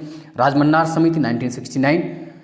ये सब तीनों संबंधित जो कमेटियां हैं, सरकरिया और पुंछी और राजमन्नार, ये तीनों का संबंध सेंट्रल स्टेट रिलेशन से, केंद्र राज्य संबंधों से। और सरकरिया आयोग ने ही अंतर्राज्यीय परिषद की सिफारिश की थी। इंटर स्टेट काउंसिल जो बनाई गई वो सरकरिया आयोग की सिफारिश पर ही बनाई गई। और इंटर स्टेट काउंसिल का जो उल्लेख है वो आर्टिकल 263 में है। अनुच्छेद 263 के तहत अंतर्राज्यीय परिषद है। मई 1990 में इसकी स्थापना की थी। संविधान से संबंधित सभी प्रमुख आर्टिकल और सभी प्रमुख संविधान संशोधन की यूट्यूब पर जाएंगे मेरे चैनल पर, तो वहाँ पॉलिटिक्स चेकलिस्ट बनी हुई है, आप उसे जरूर सुने। बहुत महत्वपूर्ण, बहुत कम में आपको सब कुछ मिलेगा। अंतर्राज्यीय नदी जल विवाद और अंतर्राष्ट्रीय करारों से संबंधित आर्टिकल कौन से हैं? तो इंटर स्टेट्स रिवर वैलीज का जो है वो आर्टिकल 262 में है। 262 जो अनुच्छेद है वो अंतर्राज्यीय जल विवाद से, इंटर स्टेट रिवर डिस्प्यूट संबंधित है। जबकि आर्टिकल 253 अंतर्राष्ट्रीय करारों से, इंटरनेशनल एग्रीमेंट से संबंधित है। अंतर्राष्ट्रीय करारों से आर्टिकल 253 बहुत पूछे जाते हैं, बहुत महत्वपूर्ण आर्टिकल यहाँ पर। पृथ्वी के क्रस्ट में सर्वाधिक तत्व कौन मिलता है? आपसे पूछते हैं बार बार। तो पृथ्वी के क्रस्ट में जो सर्वाधिक तत्व मिलता है वो कौन सा है? ऑक्सीजन है। ऑक्सीजन 46.8%, देन सिलिकॉन है 27.7। नंबर 1 पर ऑक्सीजन है, फर्स्ट रैंकिंग पर क्या ऑक्सीजन है, नंबर 2 पर सिलिकॉन है, नंबर 3 पर आपका एल्यूमिनियम है। तो क्रस्ट में सर्वाधिक ऑक्सीजन है, फिर सिलिकॉन है। जबकि ओवरऑल संपूर्ण पृथ्वी की अगर बात करें तो संपूर्ण पृथ्वी में सबसे ज़्यादा अर्थ में क्या है? नंबर 1 पे लोहा है, फर्स्ट पे आयरन 35.5%, फिर ऑक्सीजन है 30%, देन सिलिकॉन। यानी कि पृथ्वी में लोहा, ऑक्सीजन, सिलिकॉन, क्रस्ट में ऑक्सीजन, सिलिकॉन। याद रखेंगे इस बात को, गलत नहीं करना है आपको। नेक्स्ट है निम्नलिखित ज्वालामुखी जो वॉल्केनो वो कहाँ पर स्थित? आइए देख लेते कौन कौन सी ज्वालामुखी पूछी गई हैं, कभी भी आपसे पूछ लेंगे। तो पहली जो ज्वालामुखी है माउंट ताल, तो माउंट ताल कहाँ पर है? और मेयान और पिनाटुबो, ये तीनों कहाँ पर हैं? फिलीपींस में है। माउंट ताल, मेयान, पिनाटुबो, ये तीनों कहाँ पर हैं? फिलीपींस में है। कौन कौन सी? माउंट ताल, मेयान, पिनाटुबो फिलीपींस में। देवबंद जो आपका है वो ईरान में है। देवबंद कहाँ पर है? ईरान में है। देवबंद ईरान में है। देवबंद ईरान। चिम्बारेजो इक्वाडोर में है। चिम्बारेजो इक्वाडोर में है। वेसुवियस आपका इटली में है। फिर सुन लीजिए, माउंट ताल, मेयान और पिनाटुबो तीनों वाल्केनोस फिलीपींस में, देवबंद ईरान में, चिम्बाराजो इक्वाडोर में और वेसुवियस इटली में है। ये बहुत पूछते हैं आपसे। नेक्स्ट है पिरेनीज और वाजेस पर्वत कहाँ पर स्थित हैं? तो जो पिरेनीज है वो आपका स्पेन एंड फ्रांस के बीच है। पिरेनीज पर्वतमाला बिटवीन स्पेन एंड फ्रांस, जबकि वाजेस जो है आपका बिटवीन फ्रांस एंड जर्मन, यानी कि वाजेस फ्रांस और जर्मनी के बीच है। पिरेनीज आपका स्पेन और फ्रांस के बीच, वाजेस फ्रांस और जर्मनी के बीच है। निःशुल्क पीडीएफ प्राप्त करने के लिए टेलीग्राम अनुपम सर जीएस ग्रुप ज्वाइन कर लीजिए। नेक्स्ट है आपके कुछ प्लेटो हैं। ये प्लेटो कहाँ कहाँ पर है तो देख लेते हैं। तो पहला जो प्लेटो है हमारा लारेसिया, ये कहाँ पर है? तो लारेसिया कनाडा में है। Laurasia Canada. Asia Minor, Anatolia both Turkey. Asia Minor और अनातोलिया दोनों पठार तुर्की में है। जबकि ग्रेट बेसिन जो है आपका यूएसए अमेरिका में है। ग्रेट बेसिन कहाँ? यूएसए अमेरिका में। तीनों प्लेटो हो गए, तीनों पठार हो गए। अब बात कर लेते हैं कुछ डेजर्ट, कुछ मरुस्थल फेमस कहाँ कहाँ पे हैं। तो गिब्सन और सिप्सन दोनों कहाँ पर हैं? ऑस्ट्रेलिया में। Gibson and Simpson Australia. Karakum Turkmenistan. Karakum Turkmenistan. Atacama Chile में है। अटाकामा चिली में। विश्व का सबसे शुष्कतम आपका जो डेजर्ट है वो चिली है और ये उत्तरी चिली में है। उत्तरी चिली, नॉर्दर्न चिली में है। विश्व का सबसे शुष्कतम मरुस्थल अगर कोई तो अटाकामा। मोजावे कहाँ पर है? यूएसए में है। मोजावे यूएसए अमेरिका में है। याद रखना है, इनको गलत नहीं करना है। अब बात करते हैं कुछ लोकल जो विंड्स होती हैं, स्थानीय पवनें कौन कहाँ पर चलती है उससे पूछते हैं। तो आपका पहली जो है जोंडा, जोंडा अर्जेंटीना, जोंडा अर्जेंटीना। हबूब कहाँ पर चलती है? तो हबूब सूडान में। हबूब सूडान में। खमसिन इजिप्ट, खमसिन मिस्र में। मिस्टल स्पेन और फ्रांस में। जोंडा, हबूब, खमसिन तथा मिस्टल कहाँ कहाँ चलती हैं? जोंडा अर्जेंटीना में, हबूब सूडान में, खमसिन मिस्र में, मिस्टल स्पेन और फ्रांस में। ज्वार, टाइड आप जानते हैं, हाई टाइड लो टाइड। तो ज्वार की सर्वाधिक ऊंचाई, जो टाइड होता है उसकी सर्वाधिक ऊंचाई कहाँ पर होती है? तो कहाँ पर होती है? Way of Fundy. Way of Fundy. Fundy की खाड़ी कनाडा में। फंडी की खाड़ी कनाडा में दुनिया का सबसे ऊंचा ज्वार टाइड आता है। अब कुछ ट्राइब्स हैं, जनजातियां हैं। खिरगीज, मसाई, बुशमैन, सेमांग, ये कहाँ पर हैं? तो ये बहुत महत्वपूर्ण है। बात कर लेते हैं कुछ ट्राइब्स की, कौन सी ट्राइब्स कहाँ पर है। तो जो खिरगीज, मसाई, बुशमैन, सेमांग की बात करें तो खिरगीज जो है वो आपका मध्य एशिया, सेंट्रल एशिया में खिरगीज सेंट्रल एशिया में है। मसाई पूर्वी अफ्रीका, बेसिकली केन्या वगैरह। Masai eastern Africa. Bushman Kalahari desert, Bushman Kalahari मरुस्थल में। और Semang Malaysia, Semang Malaysia. Kirghiz central Asia, Masai पूर्वी Africa, Bushman Kalahari, Semang Malaysia. Pakistan की सर्वोच्च चोटी कौन सी है पूछा है। Highest peak of Pakistan. तो पाकिस्तान की जो सर्वोच्च चोटी है वो है तिरिचमीर। कौन सी है? तिरिचमीर। 7,708 मीटर हिंदुकुश पर्वतमाला में। The highest peak of Pakistan is Tirich Mir, 7,708 metre in Hindukush mountain series. Land of thunder bolt किसे कहते हैं? तो लैंड ऑफ थंडर वोल्ट किसे कहा जाता है? आप सब जानते हैं, भूटान को कहा जाता है। किसे कहा जाता है? भूटान को। Land of thunder volt Bhutan को कहते हैं, भूटान। और अंतिम क्वेश्चन है, श्रीलंका की सबसे लंबी नदी और सबसे ऊंची चोटी कौन सी है?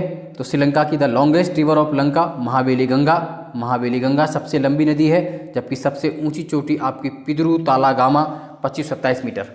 Highest peak of Sri Lanka is Pidurutalagala या गाला 2527 मीटर। और longest river of Lanka Mahaweli Ganga. Join कर लीजिए Telegram group Anupam sir GS group और यूट्यूब से अनुपम सर सब्सक्राइब ना भूलें।